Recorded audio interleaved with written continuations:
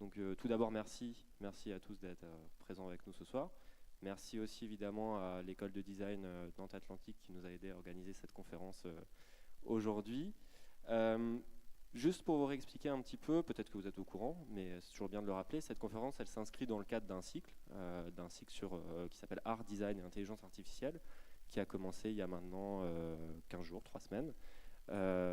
Et elle va être suivie du coup d'autres événements, toujours autour de cette thématique, auxquels on vous invite bien sûr à participer. Donc il s'agira d'une conférence le 6 décembre autour de la notion d'imagination artificielle, donc plutôt les liens entre art et intelligence artificielle, qui sera elle-même suivie d'une journée thématique. Alors c'est une journée de table ronde et d'ateliers le 13 décembre sur les thématiques de la créativité et de l'émotion à l'heure de l'intelligence artificielle. Et on conclura ce cycle le 14 décembre prochain avec une conférence plutôt orientée prospective. Voilà, j'en dis pas plus, donc je vais laisser la parole à Jean-Louis Fréchin et Daniel Gaffner. Cette conférence va se faire en 2 temps, une première intervention de Jean-Louis Fréchin qui durera à peu près 45 minutes, suivie d'un petit quart d'heure de questions. Et ensuite, Daniel Gaffner interviendra, pareil, suivi d'un quart d'heure de questions. Donc, Daniel Gaffner nous fait le plaisir de venir de Suède. Sa conférence sera donc en anglais. Et donc, je vous remercierai de faire, bien évidemment, les questions en anglais aussi. Voilà. Je passe la parole à Jean-Louis Fréchin. Merci, bonsoir. Bonsoir. Je suis ravi d'être à Nantes. Ici, sur l'île de Nantes. Je salue mes amis de l'école de design de Nantes, qui est une des très très bonnes écoles de design françaises. Excusez-moi, c'était pas prévu. Voilà. Donc aujourd'hui, je vais vous parler d'intelligence artificielle et de design. Ouais, ça marche pas. Voilà. Je ne vais pas rentrer dans les détails de l'intelligence artificielle. Est-ce que vous savez tous à peu près ce que c'est? Personne ne sait ce que c'est. Donc, donc je vais quand même un peu préciser. L'intelligence artificielle, ça ne parle pas tant d'intelligence que d'information. Intelligence, c'est la manière dont on dit en anglais informer. L'intelligence service de James Bond, c'est pas tellement que c'est un service intelligent, c'est un service informé, c'est un service informant, c'est un service d'information. Artificiel, c'est-à-dire que cette capacité à traiter et à lever de l'information n'est pas analysée d'un point de vue cognitif par un humain, mais par une machine. Donc on pourrait parler d'information autonome, on pourrait parler d'automates autonomes, on pourrait parler d'algorithmie autonome, on pourrait parler de réseaux neuronaux qui arrivent à prendre des décisions plus sophistiquées que oui, non, ou un peu plus sophistiquées que le va-et-vient que vous avez dans votre maison, qui permet d'allumer avec 3 interrupteurs une lampe. L'intelligence artificielle, c'est toutes ces techniques-là qui permettent de traiter des grandes masses de données, des grandes masses d'informations pour faire de l'aide à la décision. Alors pour faire ça, on ne crée pas de l'intelligence, on analyse une grande masse de données et on en tire des conséquences, qu'on appelle le machine learning. Donc ça, c'est l'ensemble des techniques. Alors ça fait très peur parce qu'effectivement, si les machines, et on va en parler, c'est pour ça que cette conférence s'appelle Nouvelle Vapeur, si la révolution industrielle qui a créé le design, la première celle de la vapeur, la seconde celle du pétrole et l'électricité, qui en 1920 a donné le Bauhaus, qui a vraiment créé le design tel qu'on le pratique aujourd'hui, la première et la deuxième révolution industrielle ont enlevé les ouvriers des usines pour domestiquer la force. Aujourd'hui, il s'agit de faire des tâches liées à l'analyse humaine pour répéter la même histoire, c'est-à-dire potentiellement, et c'est le grand fantasme, retirer les gens de leur poste de travail, et donc on parle de la fin du travail, etc. Donc il faut vraiment se poser des questions sur cette intelligence artificielle. Et puis on verra après le rôle du design là-dedans, qui est un peu plus modeste que les questions qui sont posées. Alors la première question qu'il faut se poser, c'est pourquoi fait-on les choses ? Pourquoi on veut absolument du nouveau ? Pourquoi on a voulu créer des machines à vapeur ? Au XIXe siècle, est-ce qu'on avait besoin de la force motrice ?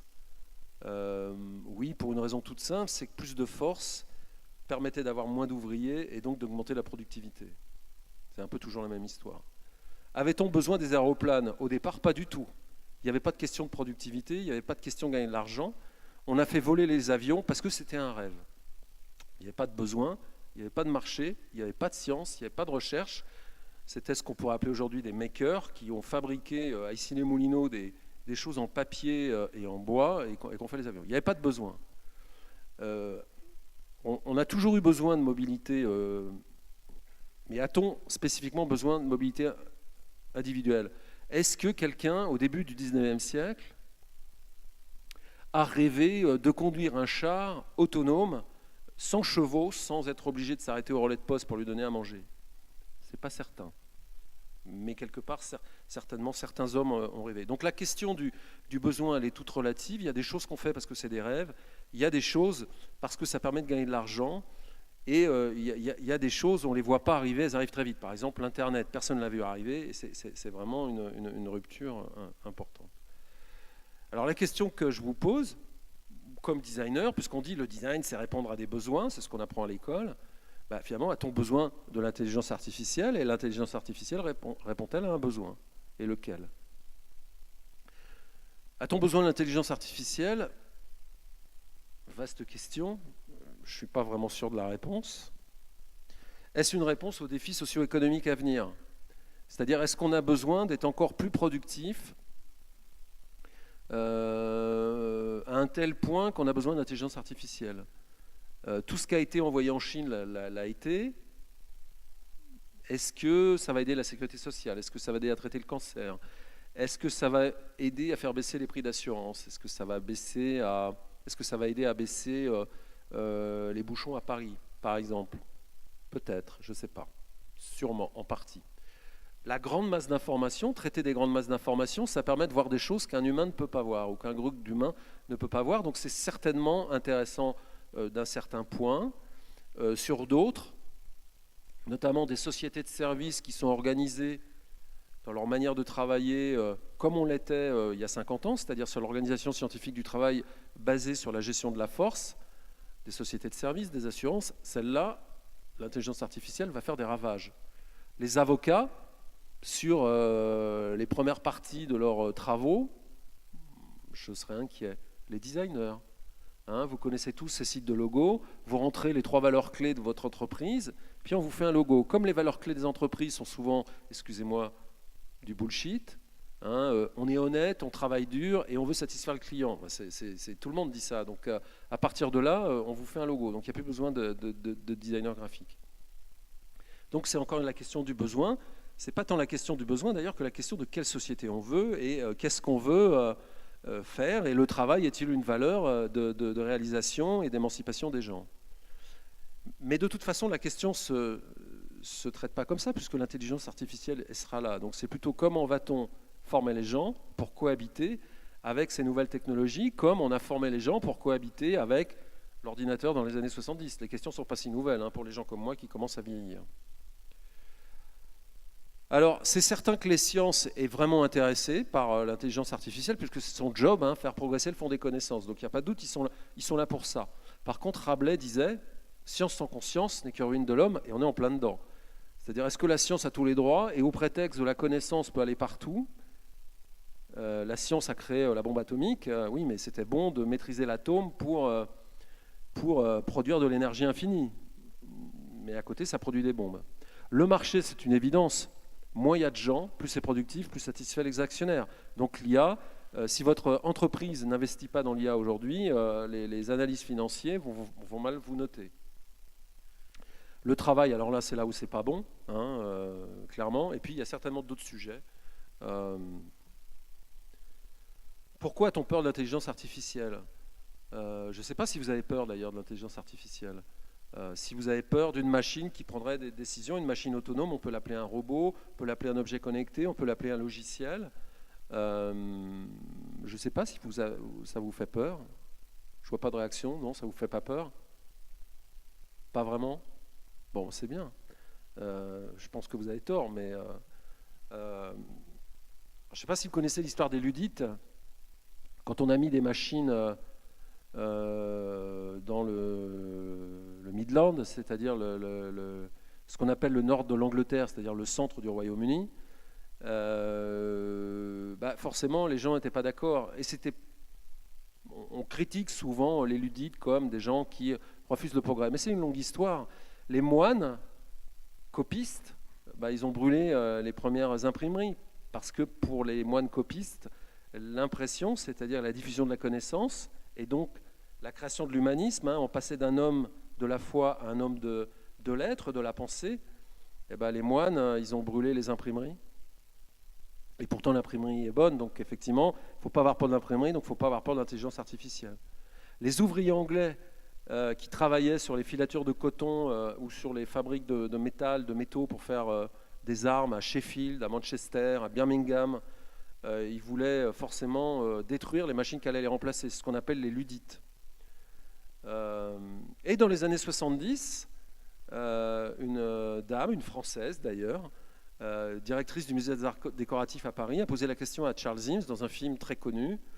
Est-ce que les ordinateurs peuvent remplacer, on ne parlait pas d'intelligence artificielle, on parlait d'ordinateurs, peut remplacer les designers. Et Charles Eames, qui est quelqu'un qui avait beaucoup travaillé par IBM et qui, dans les années 70, était peut-être un des rares designers au monde à bien connaître le sujet de l'informatique naissante, a dit dans certains cas, oui. Bon, en France, à l'époque, les designers ne savaient pas ce que c'était que des ordinateurs, donc ils n'ont pas eu peur, donc il n'y a pas eu de réaction particulière.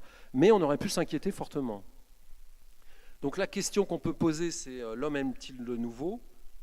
Et l'histoire nous montre que non, pas tellement. Peut-il y échapper ? L'histoire nous montre que non, pas tellement aussi. Donc le vrai enjeu, c'est d'arriver à gérer, et comme ces événements le font dans ces rencontres, pour partager, pour comprendre, pour mettre ces questions sur l'agora publique et essayer de comprendre si c'est un risque ou une opportunité ou un mélange un peu plus subtil entre les deux. Ce qui est certain, c'est qu'on en parlait avec Dan avant de commencer, c'est que l'humanisme européen, les Lumières, Voltaire, Rousseau, Descartes, etc., nous disent que l'homme est la mesure de toute chose parce que le sens de la vie est le combat de l'homme contre lui-même. Et que donc tout ce qu'on vit sur les interrogations sur l'intelligence artificielle, sur les machines, sur le productivisme, etc., ne sont que des questions éternelles de l'humanité qu'il faut discuter. Et c'est important d'être dans un pays comme le nôtre où on peut faire ce genre de discussion. Aujourd'hui, le pays le plus fort en intelligence artificielle au monde, celui qui investit le plus, c'est la Chine.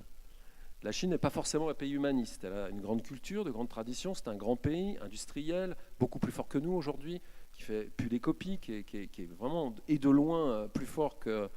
Bon, même si à Nantes, on est dans la micromécanique, la région des Pays de Loire est très très forte. On ne peut pas parler ici de déclin industriel, loin de là. Mais la Chine est forte. Mais par contre, l'humanisme en Chine, on peut vraiment s'interroger. Et être humaniste dans ces questions-là, c'est important. Ce n'est pas des technologies. Le numérique, ce n'est pas une technologie. C'est un changement de monde comme la vapeur, comme l'électricité, comme l'imprimerie. Donc on est dans quelque chose de nouveau. L'intelligence artificielle, c'est son étape quelque part ultime, l'autonomie des technologies. Et donc là, il faut rester humaniste. Il faut se poser des questions qui sont de notre culture, de notre histoire, de notre devoir. Peut-on se passer de l'intelligence artificielle ? Alors, il y a plusieurs réponses. La première, c'est oui, puisqu'on s'en est passé pendant longtemps, bien que dans l'histoire de l'informatique, depuis les années 60, on essaye de faire des systèmes dits experts, c'est-à-dire des systèmes basés sur des algorithmes, comme les algorithmes génétiques, les réseaux neuronaux, qui arrivent à prendre des décisions tout seuls. Exemple, vous avez un micro-ondes japonais. Il y a plein de combinaisons possibles. C'est formidable, donc on peut cuire le riz, au départ c'était fait pour ça, de plein de manières possibles. Programmer ça d'un point de vue de l'électronique classique des années 70, c'était compliqué. On pouvait bien sûr faire du logiciel, mais du logiciel, ça voulait dire mettre un programme sur une puce, etc. Les Japonais, qui sont les rois des ASIC, ont inventé ce qu'on appelle les algorithmes de logique floue, qui permettaient de combiner, de distribuer toutes les combinaisons possibles pour piloter le micro-ondes au meilleur coût, de la plus petite façon possible. Donc c'est bien pratique quand même. Parce que ça a permis de démocratiser les fours à micro-ondes. Donc c'est dur de se passer de ces technologies qui sont là depuis longtemps. Alors certaines, on les utilise tous les jours dans nos voitures pour gérer le multiplexage de votre Renault ou de votre Peugeot, dans votre four à micro-ondes, dans votre machine à laver éventuellement, dans certains de logiciels que vous connaissez, APB, post-bac, pour obtenir une place à l'université. Ces algorithmes, ils sont importants et la manière de les rendre autonomes est importante également. Alors on peut s'en passer, non, mais on peut réfléchir à leur sujet, certainement. La vraie question, moi, que je me pose et que je vous pose, c'est est-ce que cette histoire d'intelligence artificielle, c'est finalement une avancée scientifique et technologique, ça semble être le cas, ou est-ce que c'est le progrès ou un progrès? Alors, avancée technologique et scientifique, c'est certain. Un progrès, je ne pense pas forcément. Est-ce que l'homme apprend de ses erreurs? Je ne sais pas.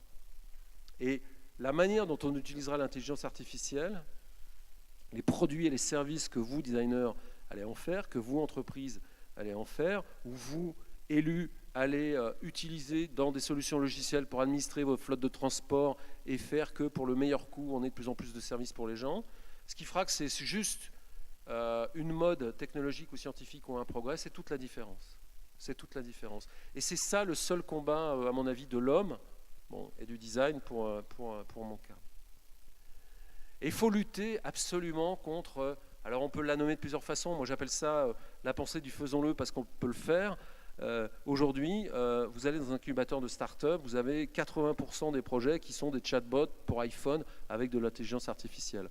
Ça, c'est clairement pas très intéressant, c'est un peu du bullshit, ça marche pas bien, c'est très pauvre, c'est pas de l'IA au sens scientifique, c'est pas encore de l'IA au sens marché, puisque un algorithme d'IA pour aider une maman à s'occuper de son bébé, excusez-moi, je préfère l'humanité d'une mère à l'inhumanité d'un algorithme d'intelligence artificielle. Est-ce que ça fait progresser la connaissance? C'est certain, donc c'est important de le faire. Par contre, ce qui en fait l'écart entre une technologie et un produit intéressant, encore une fois, c'est tout le rôle des transformateurs, c'est-à-dire des designers, des gens de marketing, des patrons d'entreprise ou des élus, pour faire que ces technologies aient du sens et ne soient pas dans la caricature d'un productivisme qu'on paiera très vite. Si on se dit des machines vont remplacer des hommes, on va le payer d'une manière ou d'une autre très vite. Alors comment gérer l'IA? C'est ça la vraie question finalement, comment s'arriver aux choses intéressantes. La première, c'est, j'appelle ça le parlement des choses, c'est-à-dire de rencontrer, discuter, enfin là il n'y a que moi qui discute, mais j'espère que vous aurez des questions, c'est d'en parler. La pédagogie, il y a eu ici, il n'y a pas longtemps, un workshop de designers et d'ingénieurs qui ont programmé des petits algorithmes d'IA ou de manipulation d'images, de reconnaissance d'images. Bon, c'est important de faire de la pédagogie de ces choses-là, de les démystifier. Quand on explique des choses, on les comprend, et donc on peut être vraiment contre ou vraiment pour avec des arguments solides. Bien sûr, des comités éthiques, dans la médecine, il y en a. Il y a des questions d'éthique par construction sur ces dispositifs-là. Un designer, ce n'est pas quelqu'un qui est là pour faire des jolies choses et faire ce qu'on lui demande, il est aussi là pour poser des questions d'éthique, pourquoi pas de morale, philosophique, sur le sens des choses, qui est sa syntaxe, son langage. L'ouverture des boîtes noires. Alors, dans le monde du logiciel, on a créé le logiciel libre, l'open source, qui, sur des logiciels très puissants comme les systèmes opératifs, ce qui font marcher les ordinateurs, certains sont connus comme Linux, de les ouvrir pour finalement éviter d'utiliser des technologies opaques qu'on ne peut pas entretenir, qu'on ne peut pas maintenir, qu'on ne peut pas réparer, qu'on ne peut pas faire vivre longtemps de manière durable. Et donc, pour reprendre l'exemple d'APB, le logiciel qui place les jeunes Français dans telle ou telle école, ouvrir l'algorithme, ça a permis de voir comment il était fait. Et forcément, vous avez plus de 200 informaticiens français brillants pour regarder cet algorithme, mais il y a eu des propositions d'amélioration, c'est une évidence. 200 personnes contre une, ce qui est améliorable a potentiellement l'intérêt d'être ouvert. C'est pareil pour la mécanique. Le dialogue entre les scientifiques et la société, on ne peut pas laisser les scientifiques tout seuls dans leur coin, et on ne peut pas laisser les spécialistes de la question sociétale des sciences, qui sont aussi des universitaires, qui sont aussi dans les mêmes institutions, discuter avec leurs collègues scientifiques. Ça doit être ouvert et discuter avec des gens qui ne sont pas du sérail et qui ne sont pas des organismes publics ou privés. Ça doit être sur la place publique, c'est important. Et puis un dialogue entre l'art et les sciences, parce que l'art et le design, quand il est bon, ont la capacité à montrer les choses, à démontrer des choses et à fabriquer des questions qui gratouillent, qui font mal. C'est important. C'est important. Alors bien sûr, ça c'est idéal, c'est presque un programme politique. Il y a peut-être une question qu'on a oubliée en France, en plus, c'est que pour créer des grands changements, pour faire adhérer les gens à des mutations profondes, pour faire adhérer les gens, par exemple, à l'âge du fer, l'âge du métal, la révolution industrielle, il faut aussi rêver. Une des phrases qui a bâti mon travail de designer, je m'en montrerai des trucs après avec l'intelligence artificielle, c'est cette phrase de Victor Hugo qui dit « On jugerait bien plus sûrement un homme d'après ce qu'il rêve que d'après ce qu'il pense ». Et notre pays, en ce moment, dans ses productions, n'a pas de rêve. Même un logiciel de paye pour soldats ou pour employés de l'éducation nationale peut être porté par des rêves. Ce n'est pas le cas. On est des gestionnaires de problèmes. Hein. Il y a un problème, donc on existe. D'ailleurs, on forme les designers français en disant « vous êtes là pour résoudre des problèmes ». Non, un designer, il peut être aussi là pour proposer des solutions, ce qui n'est pas exactement la même chose, c'est plus positif. Il est aussi là pour rêver, il est aussi là pour proposer des choses et répondre à des questions que personne n'a posées. C'est très important. Et l'IA ne fait rêver personne. Il n'y a pas de rêve associé à l'IA, sauf celui du remplacement de l'homme. Bon, est-ce que c'est un rêve? Alors, au bistrot du coin, ils vont dire « ouais, mais il y a tellement de cons sur Terre qu'au moins s'ils sont artificiels, on pourra les éteindre ». Mais on est humaniste, donc on ne peut pas parler comme ça. Et donc la question du rêve est importante parce qu'elle fait partie aussi du débat. Les expositions universelles étaient l'expression d'un rêve français, d'industrie, d'économie, de partage de la richesse pour toute une nation. C'était la Troisième République, donc c'est des grands symboles bien républicains, mais c'est important. La Tour Eiffel en est la quintessence. Que serait la Tour Eiffel, que serait Paris sans la Tour Eiffel aujourd'hui? Pas grand-chose. La Tour Eiffel symbolise une époque très innovante où notre pays de 40 millions d'habitants recevait 60 millions de personnes. À l'époque, il n'y avait pas de voiture individuelle et il y avait quelques chemins de fer. Donc vous imaginez l'événement. Bon. Et le symbole de cet événement, c'est la Tour Eiffel en 1900. Et pourtant, il y a eu plein d'autres choses, des trottoirs qui roulaient, la galerie des machines, l'électrification de Paris, la ville lumière, ça date de 1900. Il y avait plein d'autres choses. On se souvient de la Tour Eiffel. Enfin, 1889, la Tour Eiffel, c'était un petit peu avant. Hein. C'était la deuxième. L'aviation, j'en ai parlé tout à l'heure, ça servait à rien. Et pour faire exister l'aviation, on a créé des grands prix, notamment à Reims, le plus connu, ou à Issy-les-Moulineaux, à côté de Paris, là où il y a l'Aqua Boulevard, pour ceux qui connaissent. Farman a fait le premier kilomètre en avion. Ou au Bois de Boulogne, là où il y a la fondation Vuitton, Santos Dumont a fait un vol, il allait jusqu'à l'Arc de Triomphe, il est revenu. Ça servait à rien. Simplement, c'était un des plus vieux rêves de l'homme.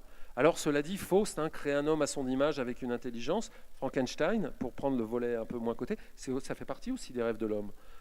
Donc, c'est quelque part dans la nature des choses d'essayer d'inventer et de jouer avec l'intelligence de l'homme. Certains prétendent que l'informatique doit calquer l'intelligence de l'homme ou que l'homme devrait calquer l'intelligence de la machine pour évoluer. Les transhumanismes américains. Bon, encore une fois, c'est à réfléchir et à challenger. L'automobile, pour faire exister l'automobile, ce qu'on appelle le pari de la rue Lepic, Renault a créé son empire parce que des investisseurs, des banquiers de Paris qui avaient fortement cru dans le cheval et dans le développement hippomobile dans Paris, lui dit « mais ta voiture ne montera jamais la rue Lepic à Montmartre. Et si elle y arrive, je te donne de l'argent. » Renault fait son prototype, il monte la rue Lepic et avec l'argent, il crée les entreprises Renault. On voit ce que c'est devenu. Donc, il y a aussi à un moment des visionnaires qui peuvent voir ce qu'on fait d'une technologie pour en faire quelque chose. C'est tout l'art de la transformation. La technologie en tant que telle, elle n'est rien. C'est ce qu'on en fait qui est vraiment important.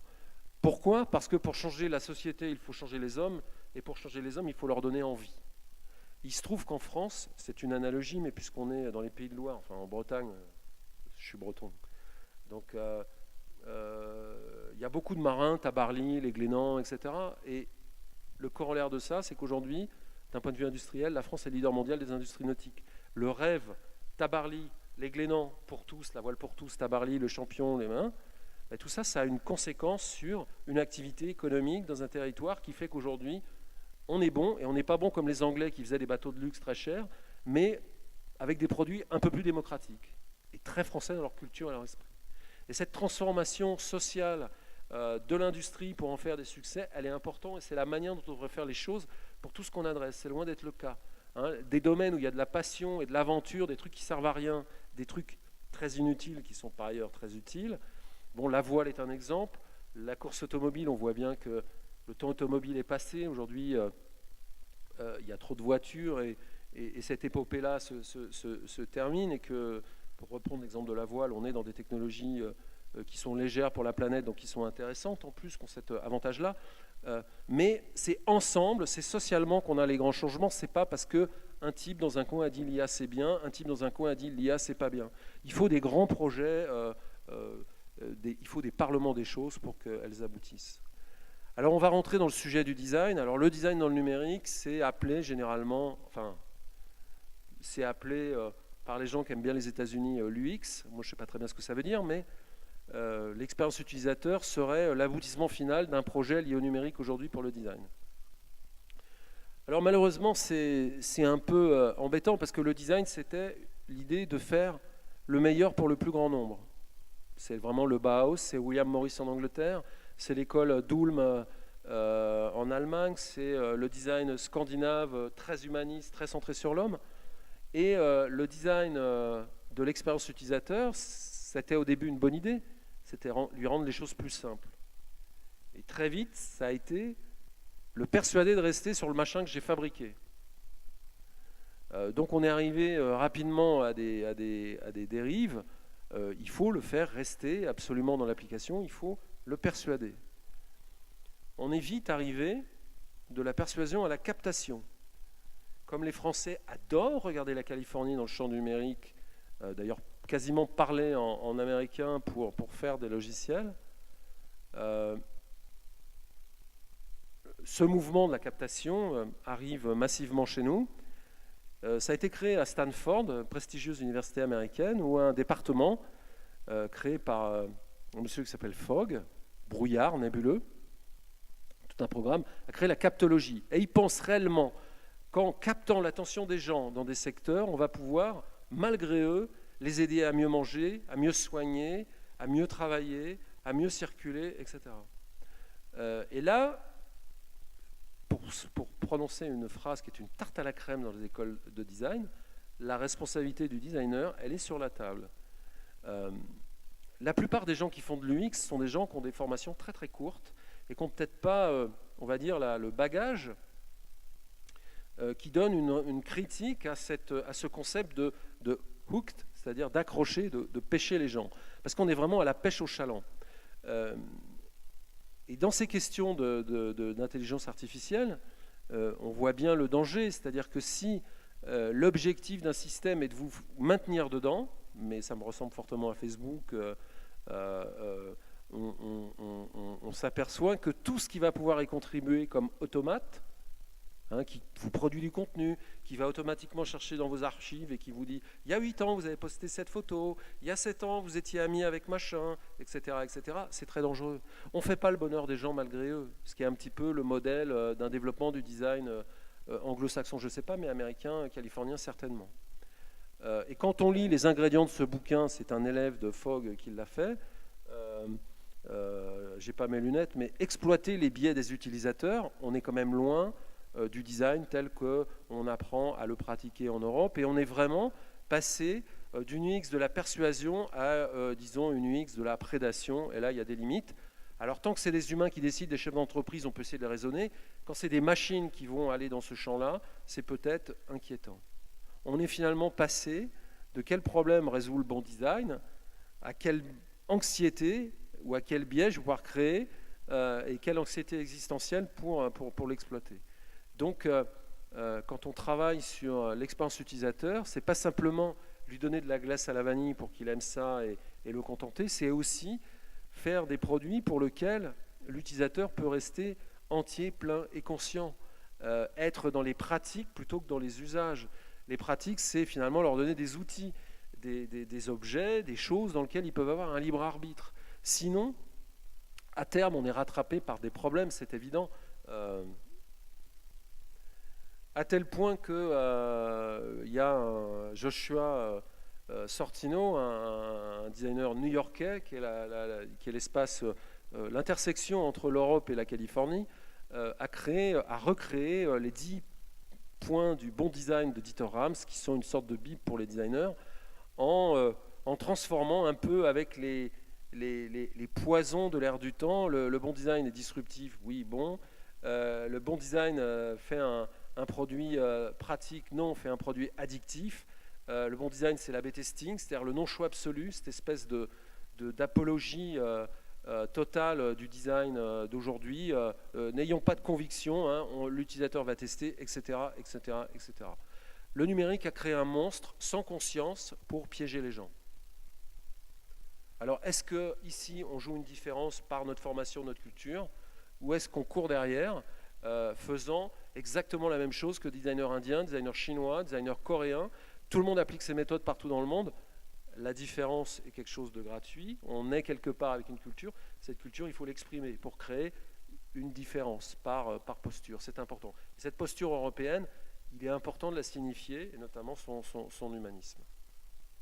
Alors le design numérique là-dedans, c'est un peu, disons, le prolongement de l'histoire du design dans les questions de numérique aujourd'hui, avec la maîtrise des moteurs, la machine à vapeur, le moteur électrique, le moteur à explosion pour les designers classiques.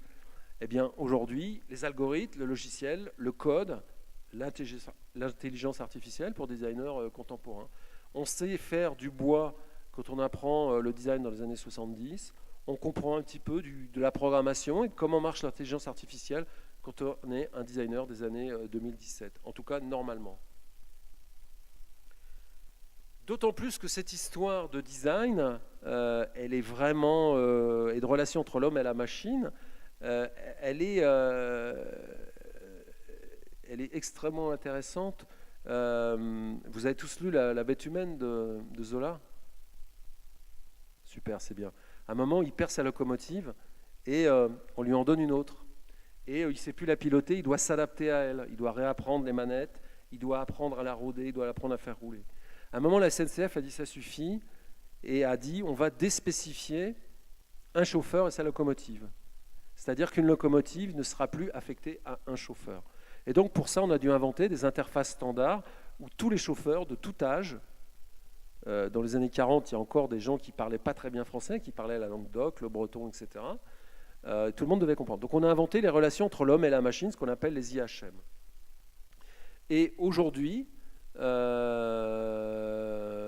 tout cas dans les années 60, on a fait des machines très compliquées avec des interfaces un peu connues, comme un clavier pour ces machines de linotype d'impression typographique. Mais l'homme devait s'adapter à cette machine très complexe. Il n'y avait pas d'accent, on ne voyait pas la page, on tapait au kilomètre, on ne voyait pas ce qu'on faisait. Donc c'était un petit peu compliqué. Comme la machine à vapeur, il n'y avait pas tellement d'évolution. Et donc on arrivait quand même à faire des choses extraordinaires comme ça, avec ces machines très abstraites, mais des fabricants de machines, il y avait Monotype, Linotype, il y avait un allemand, ça en faisait 3, et des fondeurs de caractères, il y en avait très peu, il y en avait une dizaine. Et les gens qui arrivaient à maîtriser ce type de document étaient très faibles, très réduits, il n'y en avait pas beaucoup. Il y en avait en Suisse, il y en avait un petit peu en France, des affichistes, la fonderie Olive à Marseille, etc. Et puis, il y a une machine qui arrive, une machine générique, qui sait tout faire. Et cette machine, elle prétend s'adapter à l'homme. On inverse le paradigme. On crée des logiciels. Il y a plusieurs, MacDraw, MacPaint, etc., PageMaker, QuarkXpress. Et finalement, avec cette machine générique, on oublie la machine pour aller à l'essence de ce qu'on faisait avec une linotype, c'est-à-dire composer des textes, choisir des typos, les mettre en page. Sauf qu'on voyait ce qu'on faisait, c'était beaucoup plus simple. Le corollaire de ça, c'est que beaucoup plus de gens ont pu accéder à ces métiers-là. Effectivement, les spécialistes qui travaillaient sur les machines compliquées ont perdu du pouvoir, mais on a donné du pouvoir à beaucoup plus de gens. À tel point qu'aujourd'hui, il y a plus de 2000 fonderies typographiques dans le monde, une en France très connue, mon ami Jean-François Porcher, mais il y en a partout. Ce qui veut dire que la technologie, quand elle crée toujours des drames. Les composeurs de linotype ont perdu leur pouvoir, généralement ont perdu leur travail. Mais il y a une transformation, une transposition. De nombreux jeunes, dans les années 80, sont devenus graphistes et ont eu finalement une machine lunotype, une machine de photogravure, la capacité de dessiner des caractères dans leur petit studio, tout seul ou à plusieurs, à très peu, et ces gens-là sont devenus des industriels. Et cette notion-là qui est liée à l'informatique, elle est très importante. On appelle ça la capacitation, c'est un mot français horrible. En anglais, on dit empowerment, c'est-à-dire on donne du pouvoir aux gens littéralement. Et cet exemple de la typographie, il est très très intéressant. Bien sûr, au début, cet outil dans les mains de tout le monde, ça a effondré la qualité typographique et la qualité des documents. Mais très vite, donc c'est le Mac est sorti en 84, de 84 à 90, ça s'est vraiment effondré. Et dès les années 90, la qualité est montée. Et la France, par exemple, qui n'était pas un pays à une grande culture graphique, la qualité générale a augmenté de manière totalement significative. Donc les technologies ne sont pas forcément mauvaises. Et dans cette question, c'est une question d'interface. Et c'est vraiment la question qui nous est posée par l'IA.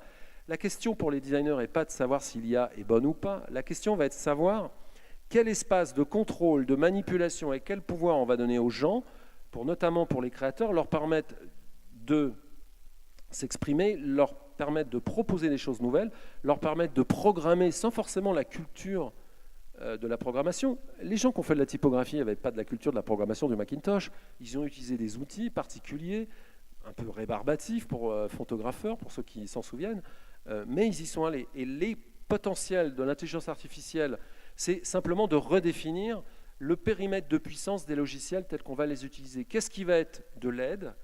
Qu'est-ce qui va être de l'assistanat? Et quels nouveaux détournements les créateurs vont pouvoir proposer sur les logiciels? Parce que Adobe, que je connais bien, essaye de vous enfermer dans Photoshop avec un processus de travail littéral, et tous les graphistes que je connaisse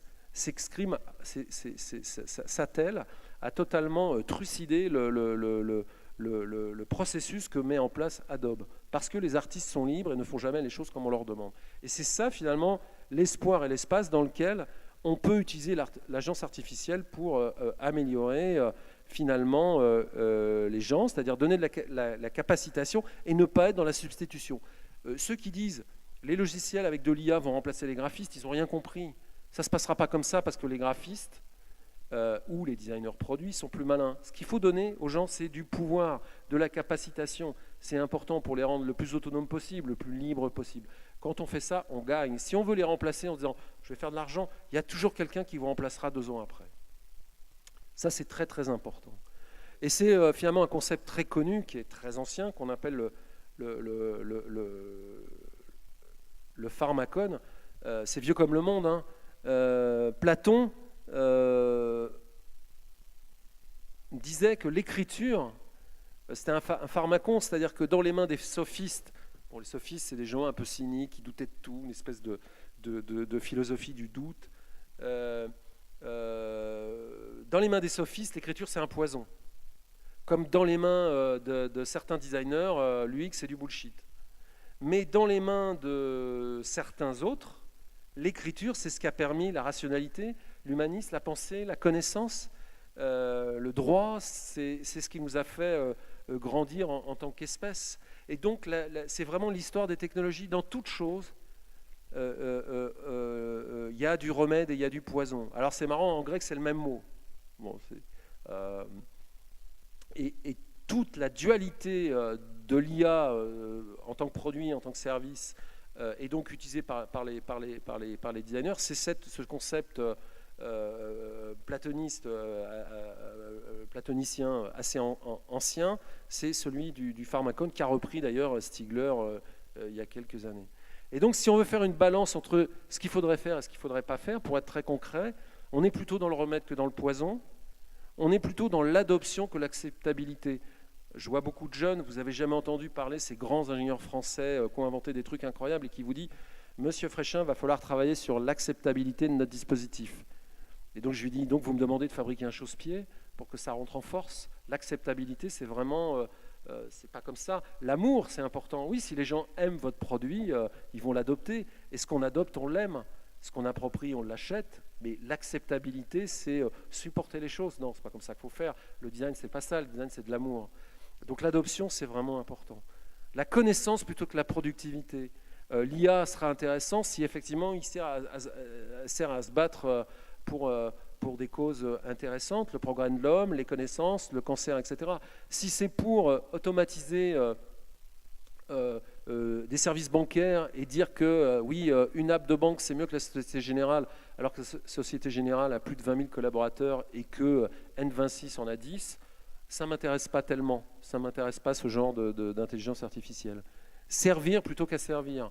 Ça, j'envoie un message aux designers dans la salle. On doit lutter, on doit avoir une éthique parce que nous sommes européens, parce que nous sommes des enfants de Voltaire. On ne peut pas enfermer les gens. Le design, ce n'est pas pour faire des marchandises, c'est pour faire des produits. Et si on travaille bien, ces produits se vendent. Mais le but, ce n'est pas de faire des marchandises. Et ça, c'est vraiment important. Pas parce que je suis excusez-moi l'expression, un gauchiste hystérique et que voilà, tout va bien pour moi, j'ai une agence qui tourne. Pas du tout. Parce que si on fait ça, les produits qu'on fabrique pour les entreprises, ils ne marchent pas. On ne peut pas tromper les gens. On ne peut pas tromper les gens. Si des entreprises comme Sony existent encore, malgré toutes les difficultés face à Samsung, face aux télés chinoises, c'est parce que les choses sont plus que des prix. Et cette différence entre un prix et une chose, c'est le design. Donc c'est important de se battre pour ça. Donc effectivement, nous, designers, on fait des produits et pas des marchandises. Et puis on est plus dans la pratique que dans l'usage. L'usage, c'est on définit une utilisation. La pratique, c'est on permet de multiples appropriations pour faire les choses. Je ne vais pas dicter à un forgeron comment utiliser un marteau. Je dois lui donner un outil qu'il va utiliser comme il entend. Et finalement, c'est bon pour tout, pour les services, pour des services bancaires, etc. Quand on fait des logiciels, il y a plein de chemins. Il y a des chemins de traverse, il y a des chemins par les champs, il y a l'autoroute officielle. Et on peut aussi faire des choses comme ça qui relèvent de la pratique plus que de l'usage quand on fait des services. Alors les enjeux, c'est un peu tout ce que j'ai dit, c'est-à-dire que la vraie question, c'est pas tant de dire si l'IA c'est bien ou c'est pas bien, c'est là depuis très longtemps, c'est des algorithmes génétiques, des réseaux de neurones, des automates, de l'apprentissage de beaucoup de documents par des machines qui en factorisent des conclusions, de la reconnaissance, comme la reconnaissance de la parole, etc. C'est ce qu'on va en faire qui va faire si c'est un intérêt pour nous ou pas. Et ce qu'on a à faire en tant que designer, c'est d'inventer la nouvelle relation entre les gens et les dispositifs qui sont mus par l'IA. C'est vraiment ça notre défi. Comme finalement les ingénieurs de la SNCF ont inventé le tableau de bord des Pacific 241. Ils n'ont pas déclassé les chauffeurs, ils les ont simplement aidés à changer de machine et à se sentir bien partout et tout le temps. Alors, et donc pour ça, il faut la connaissance, ça c'est l'université. Il faut être critique, tous. Il faut douter, il faut questionner. Il faut de la conscience. Ça c'est un mot qu'on n'entend pas souvent. Il y a le docteur Laurent Alexandre qui dit oui, tous ceux qui n'ont pas un QI supérieur à 80 sont condamnés, etc., etc. Bon, pourquoi, cher docteur? Il faut vraiment créer une conscience personnelle et collective.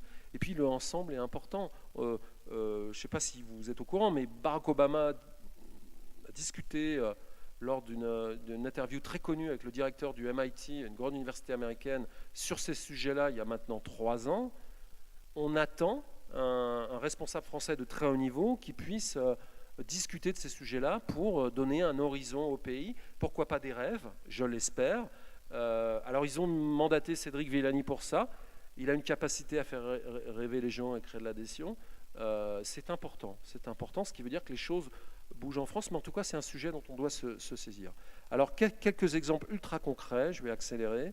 Ça c'est un projet qu'on a fait avec une société française qui s'appelle Parrot, où on a appris finalement à un drone toutes les figures du cinéma, c'est-à-dire à devenir un cadreur.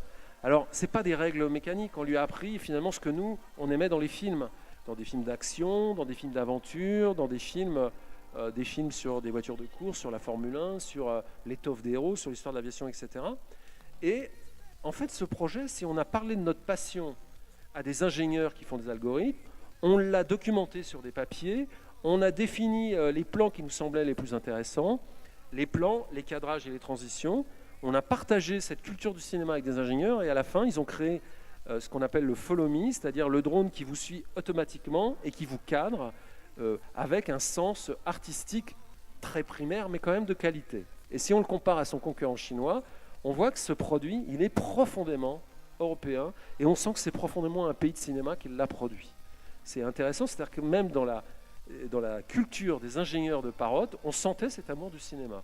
Et c'est pour ça que le projet a réussi. Alors ça, c'est un projet que j'aime beaucoup pour ces raisons-là. Et donc là, vous pilotez parfois le drone, vous lui donnez des ordres, mais sinon, la plupart du temps, c'est lui qui prend position pour vous suivre. Vous lui donnez des lois, vous lui donnez un esprit, et ensuite, il réalise des cadrages relativement artistiques. Ça, c'est un projet assez génial. Donc on a designé l'intelligence de la machine par rapport à la culture d'un pays dans son rapport au cinéma. C'est un truc, ça m'est arrivé une fois dans ma vie. Alors un autre projet qui a quelques années, mais on sentait le coup venir, on l'appelait Dépendomètre.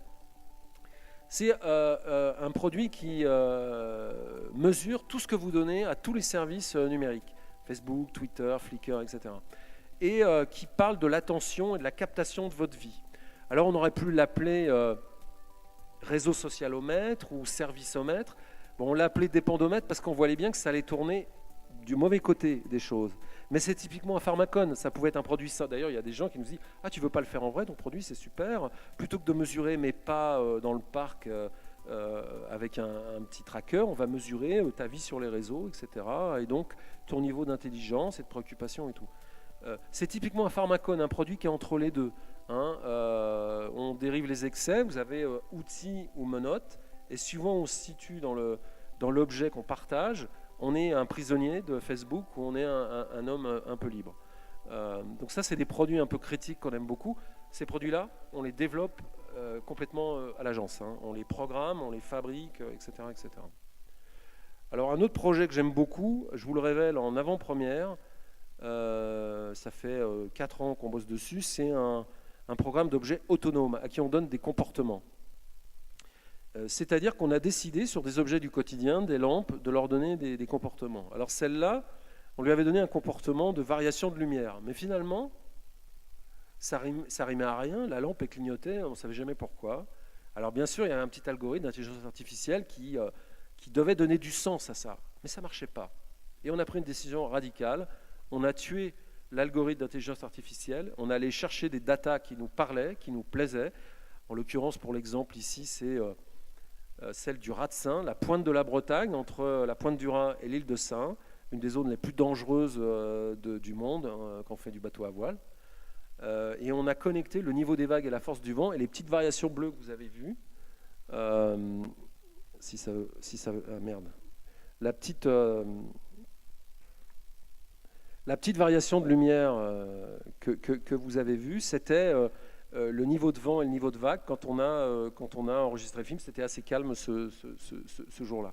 Donc c'est un objet qui parle d'un lieu dans lequel on n'est pas, mais on fait exister ce lieu dans son univers domestique. Ça peut être le surf à Biarritz, ça peut être le courant de la Loire à Nantes, ça peut être le nombre de prisonniers dans les célèbres prisons de Nantes, sans mauvaise blague, etc., etc. Autre projet dans la série des objets à comportement qu'on a appelé les lumières. Là, c'est une lampe. En design, on dit forme-fonction. Et donc, on a voulu faire une lampe qui change de forme. Alors, elle ne change pas de forme en fonction de la quantité d'électricité qu'on veut donner. Elle change de forme de manière totalement autonome, comme un petit animal de compagnie pour faire chier. C'est-à-dire que quand il y a du silence, elle dit qu'elle existe. Donc la nuit, elle est assez insupportable. Quand il y a trop de bruit, elle ne bouge plus. C'est-à-dire quand on veut faire une démo, qu'on amène du monde à l'agence et qu'il y a blablabla, ça parle, elle ne bouge plus, elle est terrée dans son coin. Et puis de temps en temps, elle se réveille. Et c'est devenu un objet qui nous éclaire pour travailler, parce qu'on a une petite pénurie de lumière à l'agence, cordonnier mal chaussé. Et elle a une vie autonome. Et c'est ce qu'on voulait faire, un objet totalement autonome. Un dernier exemple, la musique. La musique, c'est quelque chose qui parle à beaucoup de gens et qui est très très lié aux capacités de l'intelligence artificielle. C'est-à-dire qu'aujourd'hui, on peut faire des musiques à la manière des Beatles de manière totalement automatique. Il y a un garçon, François Pachet, du Sony CSL, centre de recherche à Paris, qui vous produit des sambas brésiliennes à la manière des Beatles. Enfin, c'est assez hallucinant. Là, c'est vraiment un outil qui permet à plusieurs d'exploser l'instrument de musique et un séquenceur et de le faire avec un simple téléphone. Bon, alors on peut appeler ça un looper, on peut appeler ça un séquenceur distribué. Là, vous avez une maîtrise algorithmique de la musique Il n'y a pas d'intelligence artificielle. Je vais vous montrer une deuxième version du même objet. Donc on fait de la musique à plusieurs en dansant. Hein, c'est vraiment, on est DJ et musicien en même temps. Alors, voilà. Là, la version est beaucoup plus intéressante.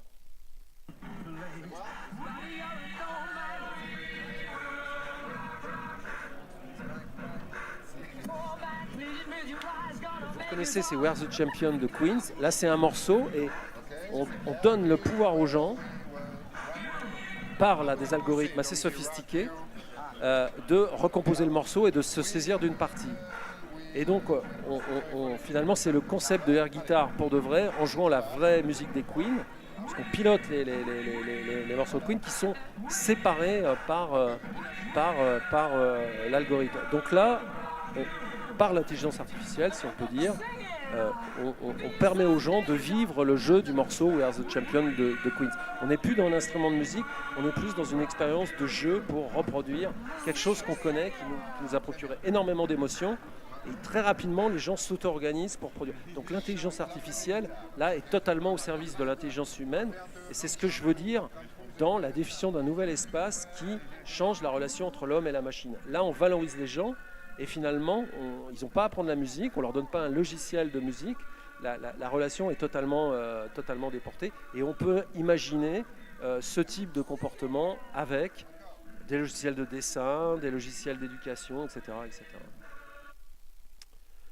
Un petit mot là-dessus, à l'agence, on a fait une plateforme de prototypage numérique qui permet de faire des objets connectés très simplement pour les designers en les programmant avec le langage du web, c'est-à-dire de l'HTML et du JavaScript. Alors si vous voulez faire de l'intelligence artificielle, il faudra faire des algorithmes en JavaScript pour mettre dans le système, mais on a essayé de créer des outils pour permettre le parlement des choses, c'est-à-dire à un maximum de designers de produire des objets nouveaux pour interroger, faire rêver et un peu conscientiser, pour employer un mot à la Pierre Dac, ces questions nouvelles qu'il faut partager avec tout le monde. Voilà, je vous remercie. Pour conclure, le design, c'est la quête éternelle de l'homme à dégager le bon et le beau de la nécessité. On n'est pas tant là pour résoudre des problèmes ou des besoins, mais pour essayer de trouver des solutions et trouver des chemins alternatifs plus agréables. Je vous remercie.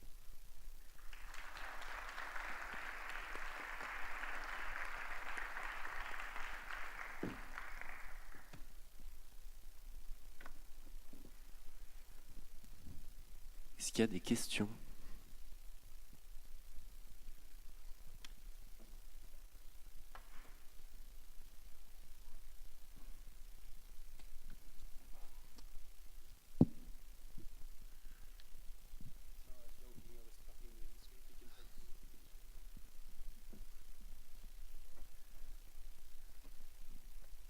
Une question ? Levez la main.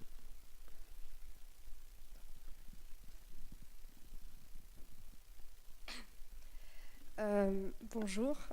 Du coup, je voulais savoir. On parle beaucoup d'intelligence artificielle, que ce soit en art ou en design, mais moi, je m'y suis intéressée et il y a très peu de documentation sur ça. J'ai cherché dans toutes les bibliothèques de Nantes. Quand on tape intelligence artificielle, on tombe sur 3 livres. Et comment vous expliquez ça ? Alors, vous avez raison. Vous avez dit, on parle beaucoup d'intelligence artificielle en art et en design. Non, on n'en parle pas du tout. Cet événement Stéréolux est exceptionnel. Si l'école de design de Nantes s'y intéresse, c'est parce que l'école de design de Nantes est une bonne école. Je peux vous garantir que dans les écoles nationales supérieures à Paris, dont une qui s'appelle les ateliers, on ne s'y intéresse pas du tout. Donc c'est une question qui n'intéresse pas le monde du design, pas du tout. Donc il y a très peu de littérature. Il y a des écoles comme l'école d'Aix, la Haide à Genève, qui s'y intéressent parce qu'il y a des enseignants comme Eric Douglas Stanley, Jean-Noël Lafargue, ou Roche Petrevski, qui est mon associé, qui sont soit des artistes et développeurs, ou qui sont des designers et développeurs, ou qui sont des développeurs devenus artistes, qui s'y intéressent. Effectivement, il y a très peu de littérature. La question du nouvel espace entre l'homme et les machines, avec au milieu des algorithmes à qui on doit, et les espaces qu'on doit créer pour faire comprendre qu'on parle à un automate, c'est des questions totalement nouvelles. je suis en train d'essayer de terminer un bouquin là-dessus, mais ça ne va pas être fameux, c'est juste un début. Mais c'est formidable, j'ai envie de dire, parce que si vous lisez un peu l'anglais, vous allez chercher chez des ingénieurs, vous allez chercher au MIT, vous allez chercher peut-être à Malmo, vous allez chercher partout, et vous allez vous créer un corpus, et quelque part, vous allez devenir très vite unique. C'est-à-dire que si vous ne trouvez rien, c'est que c'est un sujet qui n'a pas été traité et qui doit l'être. Et donc, vous êtes de fait vraiment un designer ou un artiste innovant, et c'est bon signe plutôt. Alors oui, c'est plus compliqué, mais il faut y aller, vraiment il faut y aller. Et dans les communautés un peu maker, genre Arduino, Processing, etc., vous trouverez plus de littérature, d'algorithmes. Ça veut dire qu'il faut apprendre un peu à parler à ces gens-là, qui sont des geeks, qui sont des développeurs, qui sont très gentils généralement. Il faut sortir de son cercle de designers designant des sabots et des chaises, ou du design de service et de l'UX, mais parce que c'est un peu la même caricature dans les deux cas. C'est une très bonne question, c'est la question de l'époque, c'est la question que tout designer s'intéressant au monde dans lequel il est devrait se poser. Et effectivement, c'est plus compliqué. Et nous, souvent, à l'agence, on reçoit des gens pour discuter de ces sujets-là avec eux, parce que, effectivement, dans leur école, ils sont un peu solos, ils sont un peu perdus. Ça nous est arrivé plein de fois. Donc, vous êtes le bienvenu. Mais c'est étonnant parce que, par exemple, les premiers tests par rapport à l'intelligence artificielle ont été faits en 60, je crois, le test de Turing, et pour ne citer que ça. Et pareil, ça fait 50 ans, mais pour autant, j'ai pas réussi à retrouver des archives. Sur l'intelligence artificielle, il y a un livre formidable de Jean-Noël Ganassia qui vient de sortir, très français, qui est très intéressant parce que Jean-Gabriel Ganassia, qui est prof Marie Curie à Paris, à Jussieu, au Lipsis, un grand labo d'informatique français, il est profondément européen et profondément anti-bullshit américain, la singularité, Elon Musk et blablabla. Enfin, Elon Musk, il défend un autre business. Oui, c'est une histoire ancienne. Turing, c'est 35, c'est 15 ans après l'invention du design au Bauhaus, ou 10 ans après 1925, le Bauhaus. L'histoire de l'informatique est liée à l'histoire des systèmes experts. On n'appelait pas ça IA, on appelait ça système expert. On a commencé à parler d'IA dans les années 70. Tout ça, c'est de la littérature informatique. C'est dans l'histoire des computer science. Il y a quelques histoires d'un monsieur qui s'appelle Philippe Breton, je crois, qui a fait une histoire de l'informatique très très bien. Il y a quelques éléments dans les littératures du CNAM à Paris, mais c'est vrai qu'en français, c'est un peu compliqué. Le bouquin de Ganassia, il est formidable. Le bouquin du docteur Laurence, ça vaut le coup de le lire aussi, je pense. Après, vous allez trouver sur Internet, plutôt dans la sphère académique et en anglais, dans l'espace computer science. Et oui, c'est anormal, parce que Charles Sims parle du design et de l'ordinateur dans les années 70. Moi, j'ai dirigé l'atelier de design numérique à théoriser en 98 le concept de design numérique en France, à Paris. Je ne vous dis pas le nombre...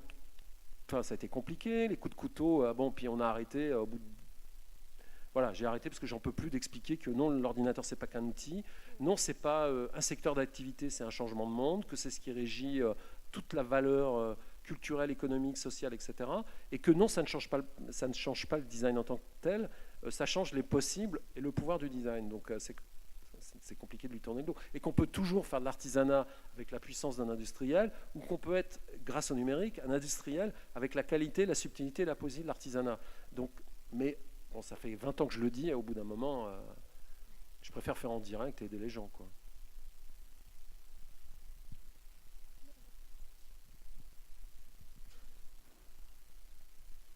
Est-ce qu'il y a une... Oui.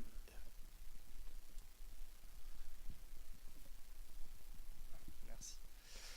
Je ne sais pas si vous êtes d'accord avec moi, mais j'ai l'impression qu'on parle beaucoup d'intelligence artificielle dans le cinéma depuis pas mal d'années, mais toujours d'une manière un peu négative. On a toujours une déshumanisation, diabolisation de la technologie, etc. Et du coup, je voulais avoir votre point de vue sur ça, quoi. Pourquoi ça va toujours vers le côté négatif, alors que vous êtes en train de prôner le fait que l'intelligence artificielle nous amène vers quelque chose de positif, finalement? De positif, si. J'ai dit, ça peut nous amener à quelque chose de positif, si. Et tant que ça ne touche pas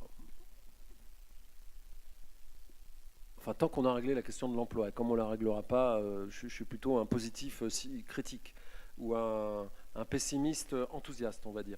Alors, votre question, elle est excellente. Et vous êtes designer, cinéaste, artiste ? Designer. Ok. C'est vraiment une question de designer. C'est une très bonne question de designer. Je vais vous dire pourquoi. On est des gentils, les designers. On est des niais, mais à un point que c'est inimaginable. C'est-à-dire qu'on est des naïfs. Et effectivement, on pense que tout le monde pense comme nous. À l'université, et je l'ai rencontré, je l'ai nommé parce qu'aux arts et métiers, il y a 10 ans, il y a un professeur qui s'appelait Duchamp, ça ne s'invente pas, qui voulait faire un logiciel de modélisation de la conception. Alors, c'est-à-dire un logiciel qui fabriquerait des formes et qui choisirait les couleurs pour que ça se vende et qu'on puisse les fabriquer facilement. Grosso modo, il voulait modéliser le design, etc. C'est-à-dire qu'il y a un fantasme pour cette science sans conscience universitaire ou qui manque terriblement d'imagination et de socialité à copier le réel pour l'automatiser. Donc que des mecs travaillent dans le cinéma pour automatiser le travail d'un monteur, le travail d'un cadreur, le travail d'un réalisateur, qu'un type dise, puisqu'on écrit le scénario en découpage et qu'aujourd'hui à Hollywood il y a du marketing sur les plans et qu'on a des logiciels de scénario et de script super sophistiqués pour écrire les histoires à pleine main, si je connecte ça au téléguidage des caméras et, ça c'est compliqué, et au montage, c'est super, ça va me coûter moins cher de faire un film. Vous trouvez toujours des gens pour faire ça, c'est ce que je disais, productivité et manque d'imagination. Et vous trouverez toujours de l'autre côté des designers, des créateurs, des cinéastes pour dire ok, je veux tourner, je vais utiliser son système et pour en faire autre chose. Partout où je suis allé dans les systèmes automatiques, chez Renault, chez machin, ils avaient tous des trucs, des logiciels pour gérer les projets, des logiciels pour faire de la CAO, pour faire les moteurs de voitures, les trucs machin. Quand on va à l'endroit où naissent les voitures chez Renault, qu'est-ce qu'on voit ? Des voitures qu'on ne connaît pas, dans des couleurs nouvelles. Alors on se dit ah c'est super là, et puis on s'approche de la voiture et qu'est-ce qu'on voit ? Des scies à métaux. Et ben ça se termine comme ça, malgré la CAO, malgré les outils, malgré des trucs automatiques, malgré l'IA, malgré blablabla, malgré les images de synthèse. C'est-à-dire que tu as des gens qui rêvent le monde pour l'automatiser, et puis tu en as d'autres, des créateurs, qui font toujours l'inverse de ce qu'on veut que les concepteurs veulent qu'ils fassent. C'est l'histoire avec Adobe. Donc c'est extrêmement positif, parce que c'est comme ça que les grandes créations apparaissent, dans l'art, dans la peinture, dans le design, dans ces choses-là. Mais il y a toujours effectivement le mythe de automatiser. Je ne sais pas si vous avez regardé les logiciels de montage historiques qu'on a eu d'abord sur nos ordinateurs et aujourd'hui sur nos téléphones, iMovie pour ne pas le citer. iMovie, c'est très intéressant. Au départ, c'était un logiciel qui permettait de faire moins bien que Final Cut, mais pour beaucoup plus de gens, et qui a ouvert toute une génération de jeunes gens, de monsieur et madame tout le monde, de jeunes designers, à faire du montage et à faire du cinéma. La génération Nintendo, 16 bits et tout ça, qui avait ces images, ces plans, les mangas et tout, on leur donne cet outil-là, mais quand on les réceptionnait dans les écoles dans lesquelles j'ai enseigné, ils savaient l'image, ils savaient le cadrage et ils savaient monter. On leur donnait un iMovie qui était ultra simple, ils savaient monter. Bon, moi, c'était l'exemple que je prenais tout le temps pour expliquer l'empowerment. Aujourd'hui, iMovie sur un téléphone, c'est un bazar avec que de l'intelligence artificielle. Vous lui donnez un thème, vous choisissez les trucs et vous faites le montage automatique. Et donc, c'est très dur de faire du montage manuel sur iMovie parce que vous vous battez avec ces algorithmes qui veulent monter à ta place. Donc ça, c'est dans la nature des choses. Alors, on transforme l'ordinateur d'outils de création en ordinateur, en outil de consommation. Pour publier sur Facebook, pour exister, etc. Ça, on peut résister, on doit résister à mon avis. Et la question chez les professionnels que tu poses, c'est exactement la même. Alors, on ne peut pas tourner comme à l'époque de Godard et Jean Rouch avec une caméra en Super 8, mais il faut quand même que dans les outils qu'on fabrique, que les créateurs puissent avoir plusieurs chemins et que l'outil ait une capacité à être tordu. Ou Roche, mon associé, raconte toujours une histoire, et puis après je me tais, je suis vraiment bavard. Il y avait une marque américaine qui faisait de la farine, du sucre, et qui vendait des kits pour faire des gâteaux. Et les gens pouvaient toujours trafiquer les quantités pour faire des gâteaux. Et cette marque était connue parce que quand on achetait, c'est genre Alsa, mais sauf que c'était américain, quand on achetait son truc, on faisait le gâteau de la recette, mais il était toujours un peu customisé. Alors Roche, il dit, le gâteau, il était hacké. Et puis un jour, cette boîte, elle a sorti un truc qui était la recette inratable. C'est-à-dire, quoi qu'on fasse, c'était toujours le même goût. Ça a été un ratage absolu. Et ben, les logiciels, c'est la même chose. Les outils de création, c'est la même chose. Il faut pouvoir mettre un peu de soi dans les choses. Sinon, on ne peut pas les adopter, on ne peut pas les aimer. Si le gâteau est inratable, c'est le gâteau qu'a décidé le designer de la marque américaine. Si je peux hacker la recette, c'est mon gâteau. Et je ne suis pas parti de zéro, on m'a aidé. Et là, le design qui aide, c'est un vrai design. Moi, j'appelle ça du méta-design. On fait du design pour que les gens aient du pouvoir. Alors, ce n'est pas un pouvoir énorme, ce n'est pas celui du pâtissier, mais quand même, il a fait une grande partie du gâteau. Et c'est pareil dans les outils de cinéma. Toute la balance, elle est là. Toute la balance, elle est là. Une dernière question. Bonsoir. Moi, j'avais une question par rapport à la prédation, le concept avec l'UX et le fait que ça devient de la prédation. En fait, je me demandais, puisque l'IA est quand même créée par l'homme, si on peut dire ça comme ça, par des algorithmes, du coup, il y a une morale à tout ça qui doit être créée dans l'IA. Et est-ce qu'on peut penser, du coup, à une morale qui deviendrait universelle, puisqu'on peut parler de culture dans chaque pays avec des morales différentes, et l'IA est complètement mondiale. Donc, à quel moment, en fait, on arrive à avoir une morale dans cette IA ? Alors, c'est là où votre question, elle est centrale, elle est capitale, c'est la question. Premièrement, l'IA, elle n'est pas mondiale. L'IA, elle est très américaine, de mâle, blanc, 25 ans, se bourrant à la bière le samedi et le dimanche, et bossant derrière leur ordinateur avec des pizzas tout le temps. C'est Joe Ito, le patron du MIT, qui dit ça. Donc ces gens-là ont la capacité à définir le destin de milliards de personnes. Donc le parlement des choses et le partage n'existent pas. D'où l'importance de, modestement, de réunions comme celle-là et d'autres, l'initiative de Villani, etc. etc. Oui, c'est l'homme qui décide des IA, mais c'est peu d'hommes, quasiment pas de femmes, quasiment de la même couleur et quasiment dans les mêmes écoles. Et effectivement, dans les questions continentales qui nous opposent, c'est vrai que le numérique est très anglo-saxon, qu'il est très empirique dans sa philosophie de penser les choses, que nous, Français, on est cartésiens, c'est-à-dire qu'on veut comprendre les choses avant que les faire. Donc quand on les a compris, le train il est passé. Mais par contre, on met de la densité dans les réflexions qu'on porte aux choses. C'est ça, en partie, ce qu'on appelle l'humanisme européen, mais on est très différent des Allemands ou des Anglais. Hein. Nous, Français, on est particuliers. Si on n'a pas compris, on n'avance pas. C'est vraiment pas adapté au temps numérique. Par contre, les valeurs européennes, nos valeurs, l'humanisme, c'est-à-dire la primauté de l'homme sur tout, et le droit de liberté de parole, etc., dans ces questions qui vont de la neutralité du net, l'importance des logiciels libres, la question de effectivement poser en Europe de l'éthique sur ces sujets-là, elle est vraiment, vraiment, vraiment importante. Alors, les États-Unis aujourd'hui, c'est le club des repentis, je les appelle. Il y a des anciens de Facebook, de Google, de Stanford, qui viennent faire des confs en Europe, viennent faire des thèses à Cambridge, en Angleterre, et viennent nous faire des thèses. J'ai fait une thèse avec à Futur en Scène l'année dernière là-dessus, avec un de ces repentis. Viennent nous expliquer que l'éthique c'est important. Ils ont créé des monstres et viennent nous expliquer à nous, enfants de Voltaire, que l'éthique c'est important. Nous enseignants, nous membres de la communauté des enseignants ayant cette obligation et ce devoir de complétude et de création de conscience chez nos élèves, ou même en tant que professionnels comme agents. C'est là où l'Europe doit se réveiller, c'est là où les designers européens doivent parler. C'est pour ça que je suis très triste quand je vois des petits Français me parler de bullshit, du X, d'opt-in et de machin, parce que je vois des clones, et il y a les mêmes en Inde, sauf que les Indiens, ils sont 10 fois moins chers que les petits Français.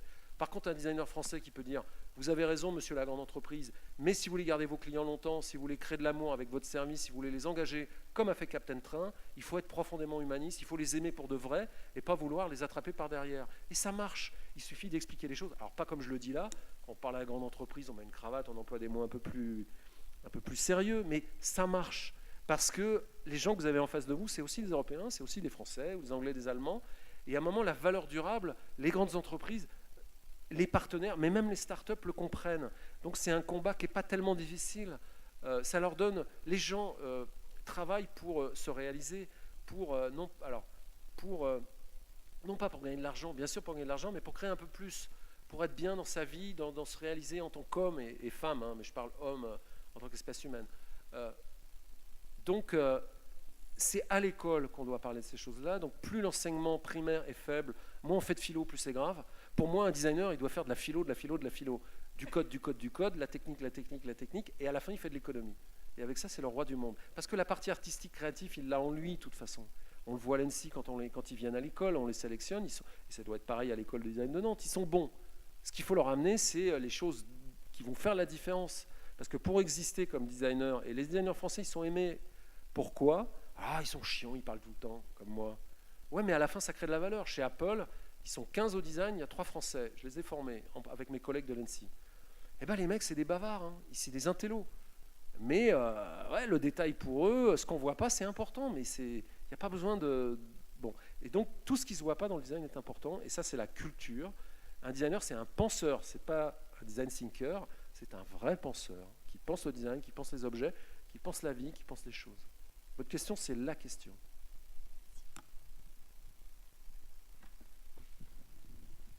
Merci à tous. On va passer à la conférence suivante et on va passer en anglais.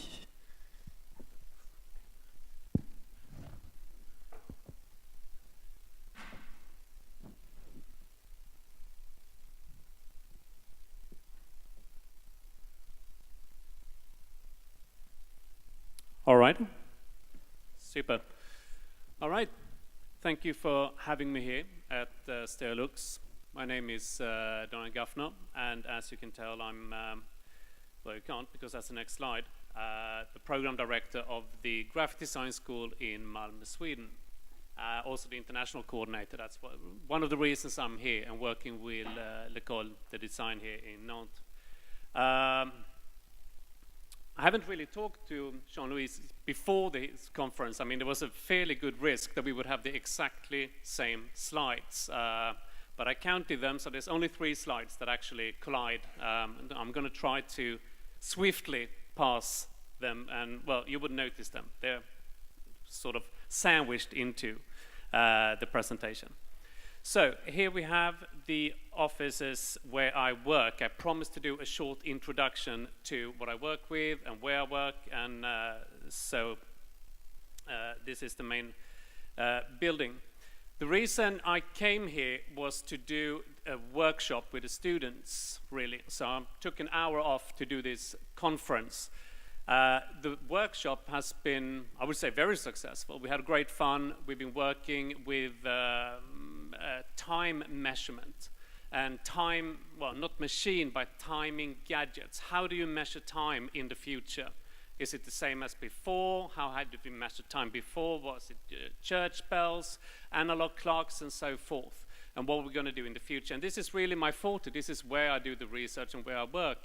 How do you take traditional old technology and collide it with whatever is modern technology today, modern features, artificial intelligence, and so forth? And, well, we're having a presentation tomorrow. Is there anyone from the class here? Woo! Oh, great. Super. The whole class. That's nice. Shouldn't you be working? Well, it's nice to see you here. So, here's the school, Malmö University. It's founded 1998, and so it's only 20 years old, which is a great advantage for us. We can pretty much do what we want. We could construct whatever faculties we wanted and institutions that we wanted. Interaction design was most definitely one of these, and is probably the one with the best reputation today as well. We have some 25,000 students, 5,000 staff. Here's one of the buildings designed by Roger Diner, the Swiss architect.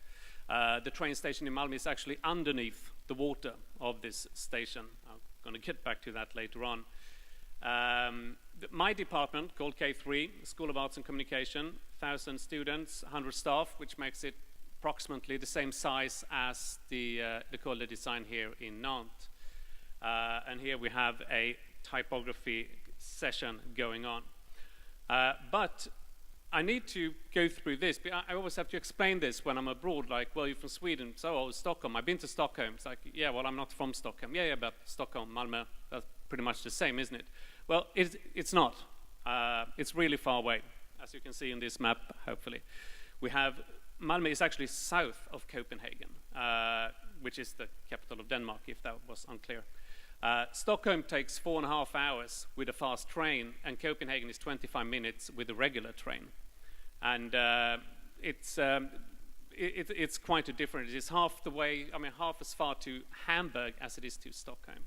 If you would travel from Malmö to the top of Sweden, that's the same distance as from Nantes to Warsaw. So we don't go to northern Sweden that often, we're not really that influx from the north of Sweden. Which also brings me to trying to explain how the business work where we are at. We don't have these vast forests, deep lakes, great mountains, and most of all, iron.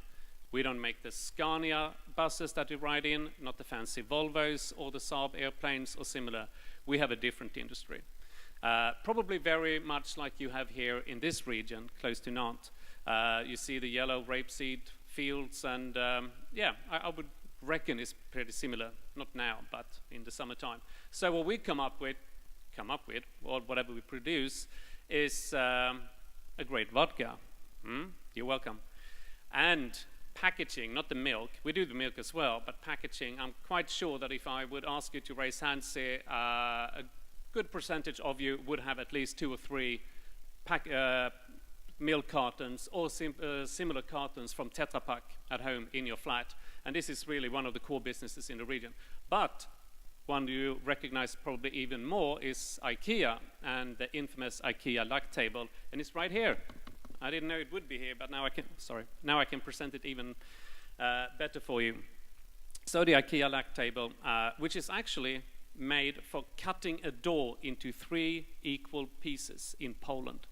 This is how clever they are with design at IKEA, that they could figure out that this door made for cheap housing in Poland could be cut in 3 parts and put plastic legs on, and you would have a table that you could retail for, 10 euro or whatever it is. It's very cheap. So the third product I see on the right is sad for us to see. It used to be Ericsson mobile phones, and it became Sony Ericsson mobile phones, and today we're just down to Sony phones. And you can see the sort of progression which occurred there. This is from the newspaper in southern Sweden from last week. 50 more jobs to go from Sony Ericsson mobile in Lund. And they've been axed, maybe 2,000 jobs in the last 5 years. This used to be our bread and butter, sort of, for our designers, my graphic designers who graduated. The first job they would get would probably go to Ericsson and design themes, icons, and similar. And we really thought, this will go on forever. How could they fail? Sony Ericsson, they used to have 30% of the world market of phones. And it just didn't work. Thanks to iPhone maybe, but also because they did not simply understand the market. They lost most of it to Nokia. Pretty much because Nokia just one year introduced a clip-on cover. That was it. That was what it introduced in Barcelona. You can change the covers, it can become red, and everyone bought it. And goodbye, Sony Ericsson. That's a bit dramatic, but sort of that story. So 50 had to go. Where we will find jobs for our graphic designers and visual communicators now? Well, it just happened that they moved here. Same town, well, actually Malmö and Lund. Massive Entertainment, responsible for games such as The Division, Far Cry, and the new Avatar game, being launched next year. Owned by French Ubisoft, I think. Actually, I'm quite sure. And this is where they end up. We wouldn't expect this a few years ago. Why would our graphic designers go to the gaming industry? They would like game designers, not graphic designers. But then you talk to them, and I talked to the head of HR at Massive, and they were like, well, we are thinking about employing another 1,000 people this year. And maybe 500 of those will be designers. And what designers would that be? Well, that would be graphic designers, architectural designers, and product designers. And the reason for this is, of course, that the games today are so incredibly detailed. People are so into these games, they really look for details. There are games where there are tanks rolling into Stalingrad with the numbers written in Helvetica on the side. Now, most people wouldn't notice that, but all graphic designers, they really cry out really loudly because they all know it was signed in 1957. That just doesn't work. You could get away with that a few years ago or 10 years ago, but today that just doesn't happen. It's too detailed. So to be able to answer to the industry with my students, classical graphic design students, we have to come up with courses that more addresses the digital world that we have today, the challenges that we have today. Very much similar to the workshop we've been doing here in Nantes, of course. But here's a course that I'm running with a graphic design student, Interaction and Design.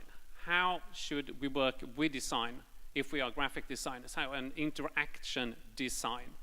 And this is a great course to run. It's real fun. Here's an example of an app that they developed. It was supposed to be a sort of add-on to a calendar app like iCal or Google Calendar. And they came up with this hand that you could actually write on. There's fairly few things you need to write on your hand. It's things that you really can't forget. Dentist, 10 o'clock, picking up your sister, 12 o'clock, or similar. And this you could write down on the hand, and this would sort of override your whatever starting page or whatever you would have on your phone or the first page. And you could also politically correct choose the skin tone, as you can see on the bottom here. And this, of course, also came the questions like, how do you use typefaces on this? Because mostly you get the first marker you can find. You have to find a permanent marker, otherwise it would be gone the first time you go to the bathroom. So you have to have a new marker sort of typeface. And everyone here is a graphic designer knows that all the marker typefaces are terrible. You all know Comic Sans. That's supposed to reassemble some sort of marking. You don't want to use Comic Sans. My students do not want to use Comic Sans when they're going to show these works to me because, you know, yeah, you understand. So what we have to do with this is, of course, also to rewrite this course each and every year. There is such fast development in this business and with these subjects that every year I have to sit down and go through all the material. What do I have to change this time? Pretty much everything. I called the same guy who had a workshop with the students, who did HTML or did Java. And I was like, so you come back this year to do Java? No one's doing Java anymore. Really? No, we're all doing Ruby now. Didn't you know? No, sorry. So we had to get a Ruby guy. And then a year after that, I call him back on. It's like, no, we're not doing Ruby anymore. It's HTML5 now. All right. So I have to rearrange it. This takes a long time, but this is what we have to do to keep them up to date. So, I mean, we jokingly look at these other professors at the university who, for example, I don't know if this guy is actually geology, he's holding a bone, so it might be something else. But professors that really doesn't have to rewrite the syllabus every single year.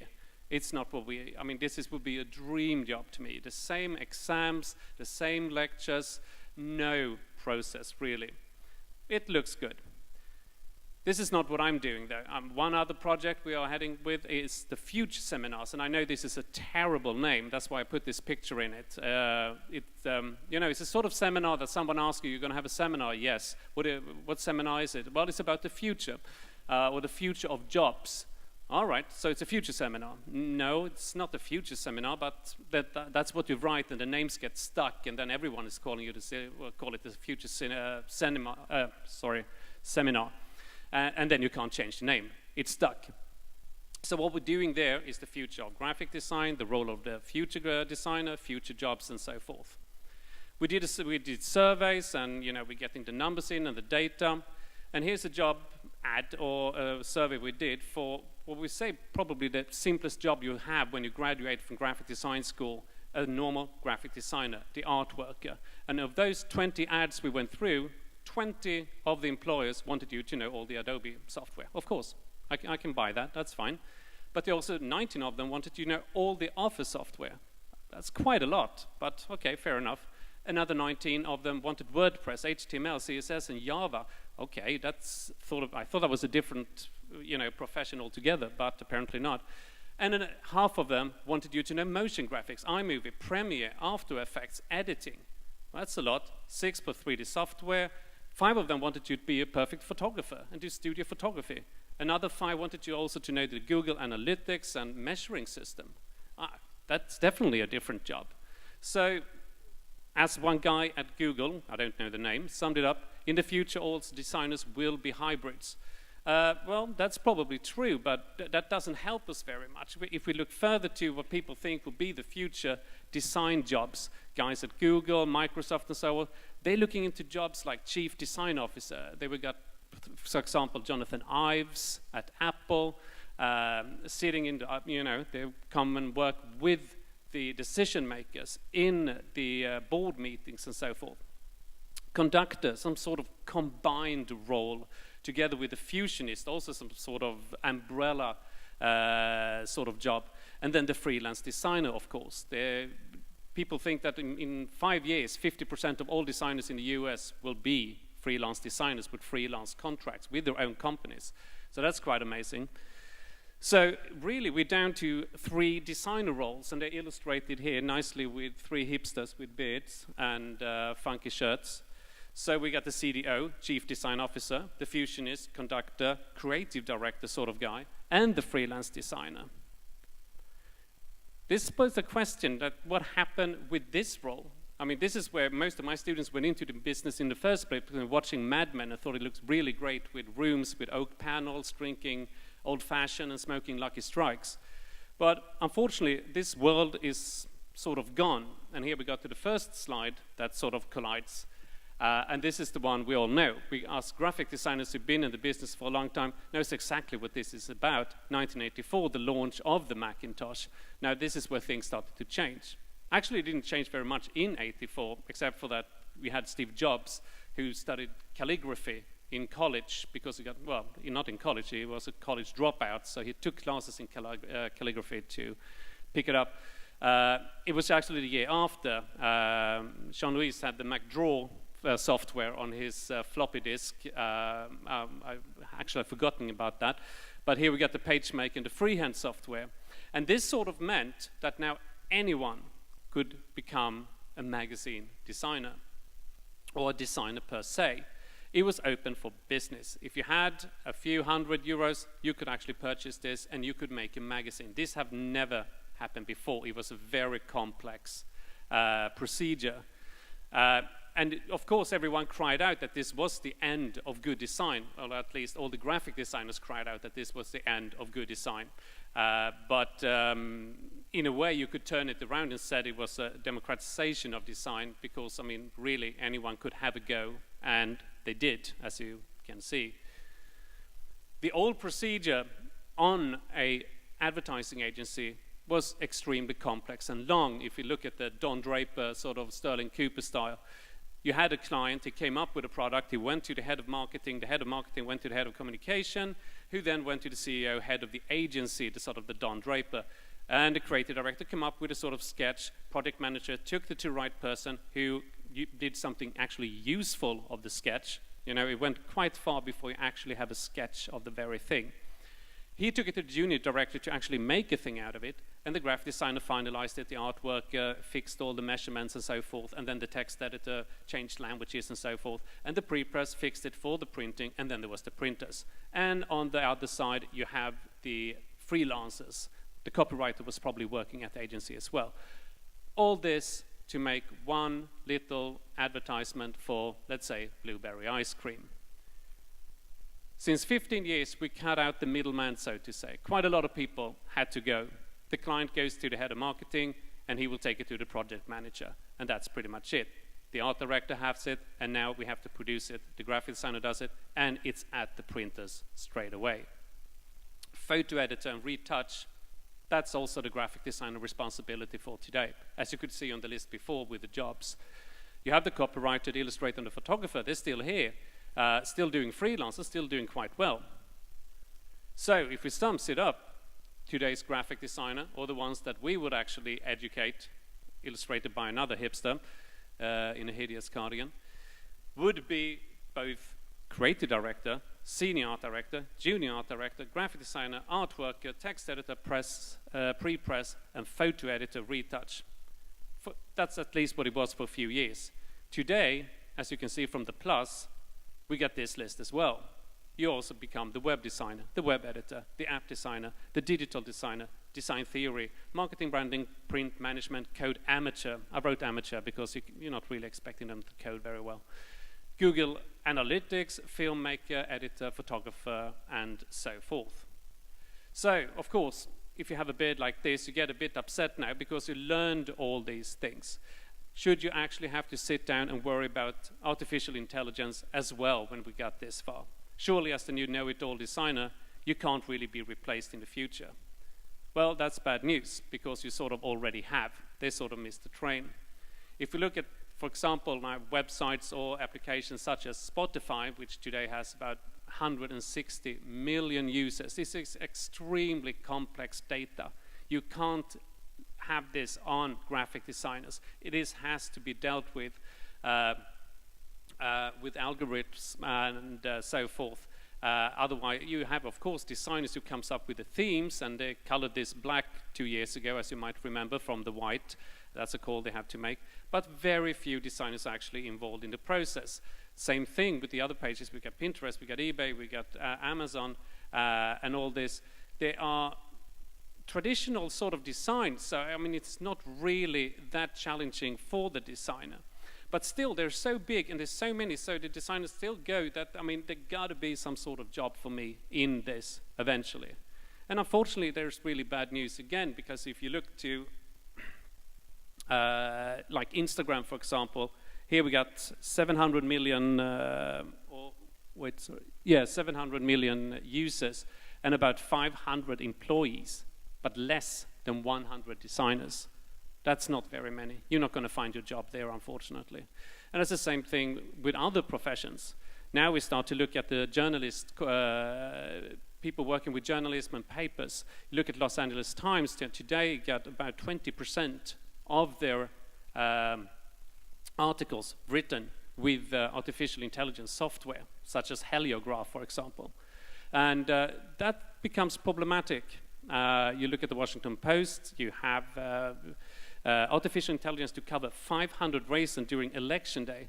Now it even managed to get itself into election data in the Washington Post. This is not any magazine, which of course poses questions of who get access to this data. How do you control this data? There was more than 500 articles on the election in the Washington Post, and that got more than 500,000 clicks. So who has the power to manipulate? That's working out. Could it be Putin? We don't know really. So amateurs go screaming and shouting that the robots are coming and take your job. That's a common mistake. It's not really the robots that come to get you. If you go to YouTube and you look up these things, anyone who knows what this is? No? This is the Amazon Robotics Challenge. You see there's the X4 in the corner. That's because you have to speed it up 4 times for anything to really happen, or you will fall asleep watching this. These guys are really ecstatic about it. They really like it. You see the guys in the hoodies and the ill-fitting jeans. They love this, but it takes forever. Robotics are not even on the same page in development compared to artificial intelligence. It's not even there. If you look at other professions where we could see we've thought of sort of logic expansion into artificial intelligence. Why not an artificial intelligence referee? When NHL in America, the hockey league, and NBA, the basketball, looked into all the calls made by referees in the last year, they realized that 15% of all calls were wrong. And you know how annoying it is when your team is losing because of a bad call from the referee. You don't want that. Of course, football is not very complex. Why not just program that into artificial intelligence software? Well, they tried, and it didn't really happen.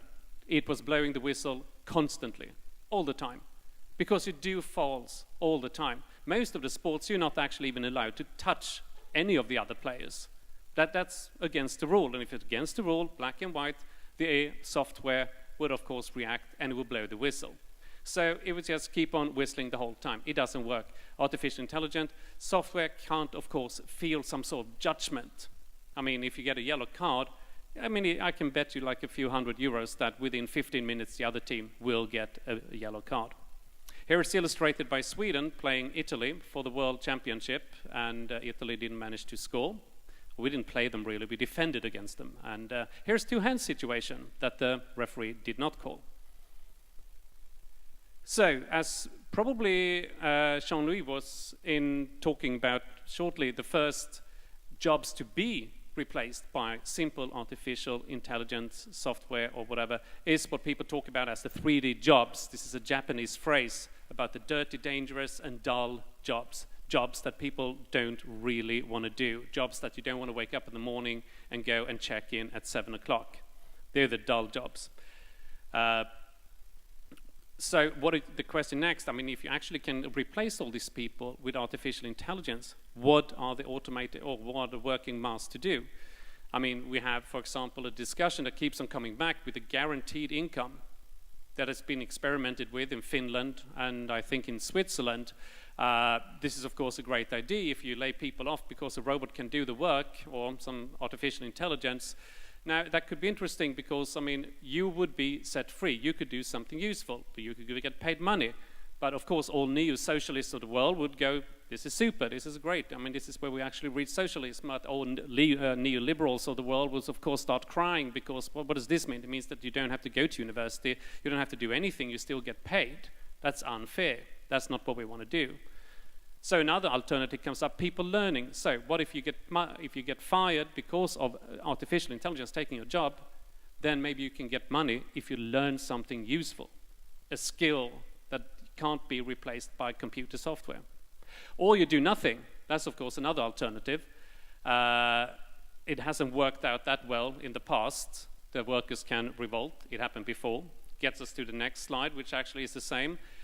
With the Luddites in England, who actually, got scared off. They got their axes and they got the sledgehammers and they went to the textile mills and smashed all the machines to pieces.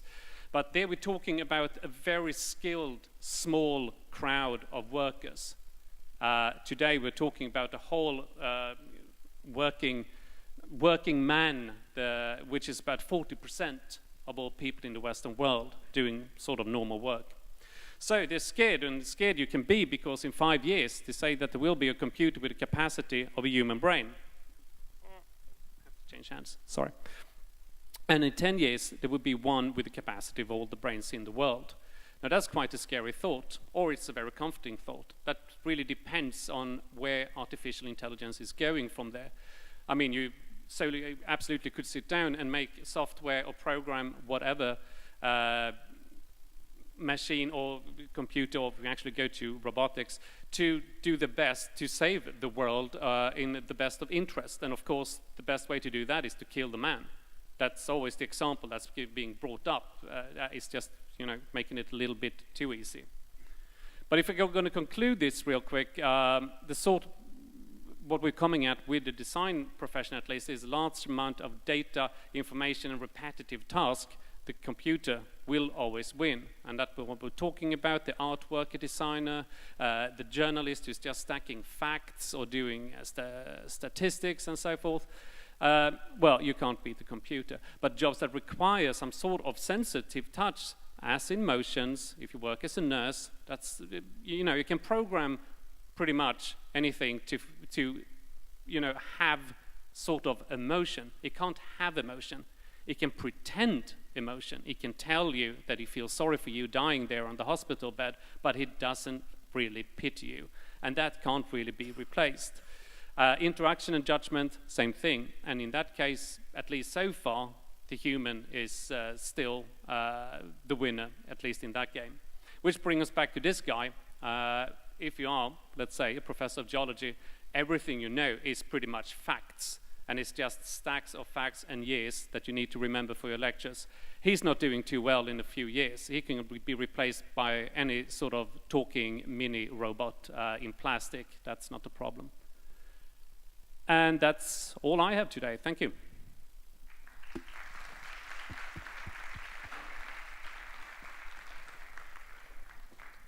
So, any question?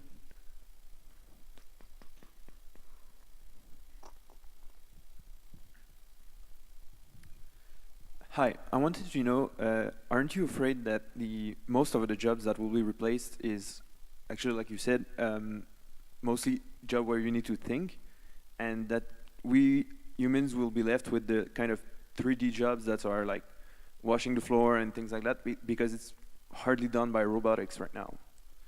So you're talking about that we should be afraid of jobs, well, because we can think, or because they can think? Because AI is really more advanced than robotics. So we need. This is true. I mean, this is really, if we're going to be completely honest about this, the reason we have this conference and we're talking about this is because they're coming for our middle-class jobs. That's you and I and the rest in here. Before we weren't that concerned. We haven't been that concerned in 200 years. The Luddites or whatever, it's the working man that lost his job, and we go, oh, that was a shame. And we go on with our lives. Now they're coming for our jobs. They're coming for designer jobs, and they're coming for journalist jobs, and there is really no end in sight in that. And that's why we're worrying, and that's why we're writing about it, and that's why we're running conferences, is my guess. Thank you. Thank you.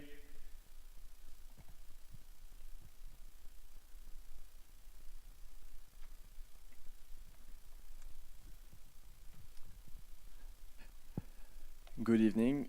Good evening. First, I will start to say that my accent is not as good as the previous talker, so I'm sorry. First, I have a question, but I will start with an introduction. We know that Elon Musk, the CEO of Tesla, is against. Is want to control the AA.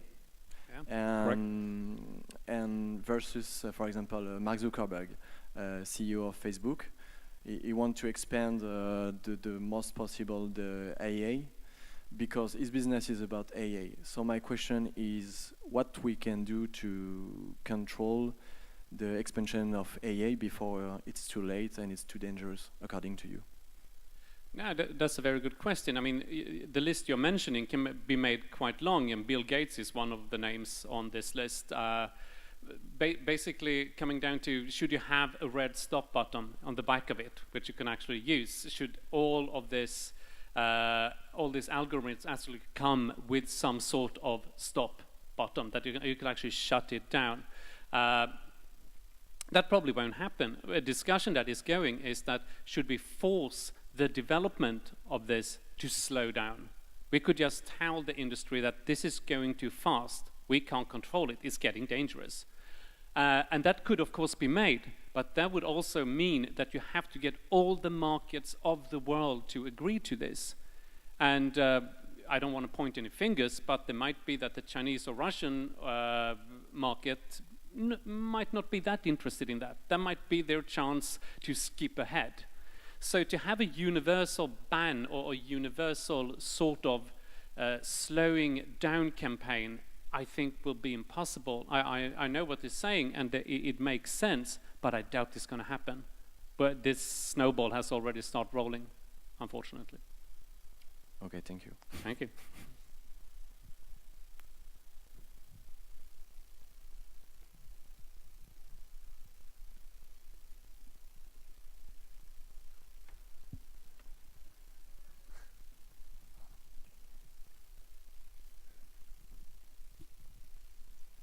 Hi.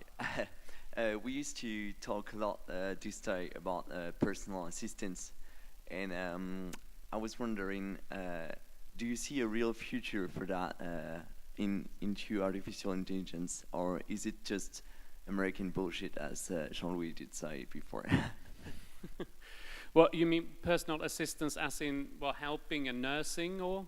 Yeah, like helping in medical purposes, of course, but also domestic purposes, as we see as Google Home do, or Siri, and all those well-known artificial intelligences that are... Well, cleaning and such is one thing, but I think sort of nursing, that is very hard to replace. As I was saying in the presentation, that feeling empathy. This you can't do. You can't program empathy. You can have a screen with something that starts smiling, but that's not going to create empathy in the end of the day. You will want to feel that security and warmth of a human being, at least for now. For a doctor, we don't know. people want to see the doctor, but we have sort of robotic surgery already being practiced quite all over, because you don't really meet the surgeon, so you don't really care that much. It's not about the personal connection there. So I think that differs between what really needs a personal touch, a personal connection, and the one that just needs to get the job done. All right. I would guess. Thank you. Thank you.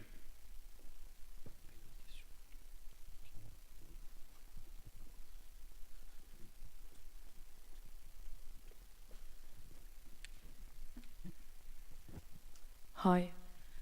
Hello. Hello. I don't really understand how you explain that machine couldn't show empathy. Because, for instance, if a child is alone without society, is gonna behave like an animal.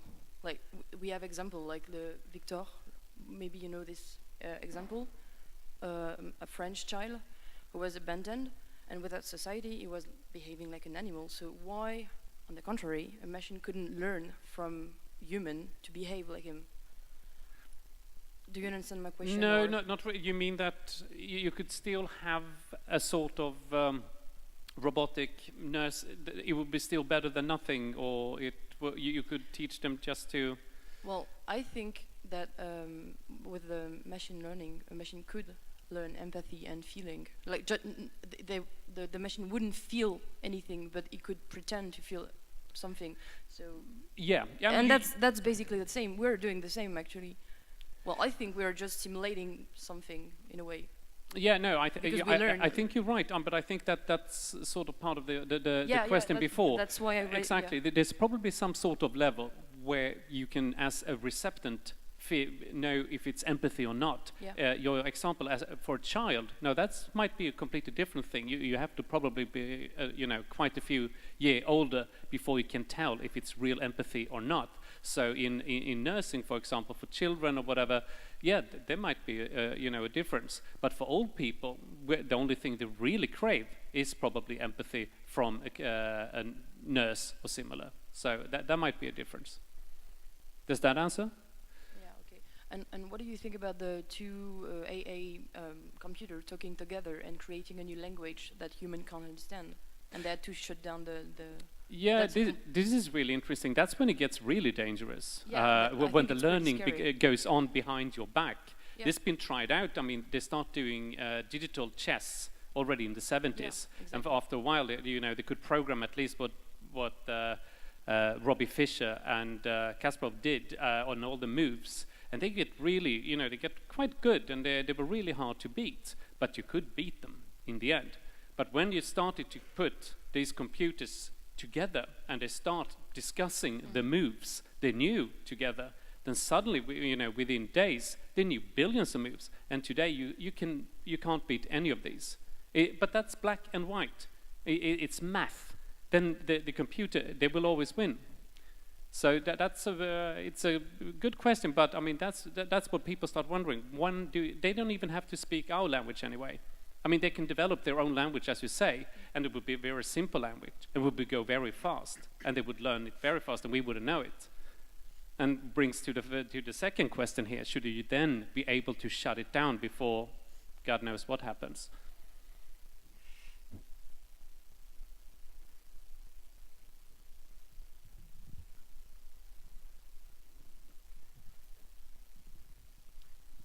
Hello, I have a question more related to designer, because I recently read the news that AI system trying to become a photographer.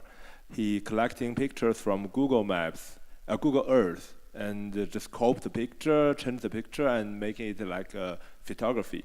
So my question will be like, do you think AI can develop a sense of aesthetics? Can AI become a next Picasso because they develop a new cubism, like a different type of artistics? But it is a really interesting question, and this is what the designers ask themselves today. I mean, how much can you program? I could actually program some sort of algorithm into my computer saying, like, do Daniel Gaffner design. All right. And that would be mostly Helvetica, be mostly orange and mostly green. and he would never stop. He would come up with so many incredible ideas because he has no filter. He doesn't feel a stop anywhere. So it would be some really crazy ideas that I would never dare to do, and they might be very intriguing, and I would be very intrigued to try them. But I think it's more interesting if you put an end or start and an end to it, and it makes a whole lot of options in between. It becomes some sort of mix between the computer chess that we just talked about, that it would just generate a lot for me. The creativity out of it would be, as you say, it would be a computer finding something and amplify it. It can't feel taste. It doesn't do taste. But it can produce something that you might interpret as taste. So, I mean, it can probably do beautiful artwork, but every time they try this, and they try to put in some algorithm like be Vincent van Gogh and Picasso, it comes out with something really, really horrid. It looks like both, but it's completely pointless. I mean, okay, we got the two best artists in the world. This should be even greater. No, it actually got a lot worse. So, and you can't tell. A normal human would have a filter that would just shut it down, like, okay, this didn't work. That computer was probably really proud of this dumb mess it created. So, but, I mean, that's, it's early days. God knows what the next one is. I mean, yeah. I mean, you've been doing computer-generated artwork since the 60s. It goes a long way back, and even then people were talking about, like, oh, we can get the robots to do really fantastic artwork. But, I mean, no one here can even tell a name of a painting made by a robot. I mean, no one cares. It is still robotics and artificial intelligence. But who knows? It might be soon.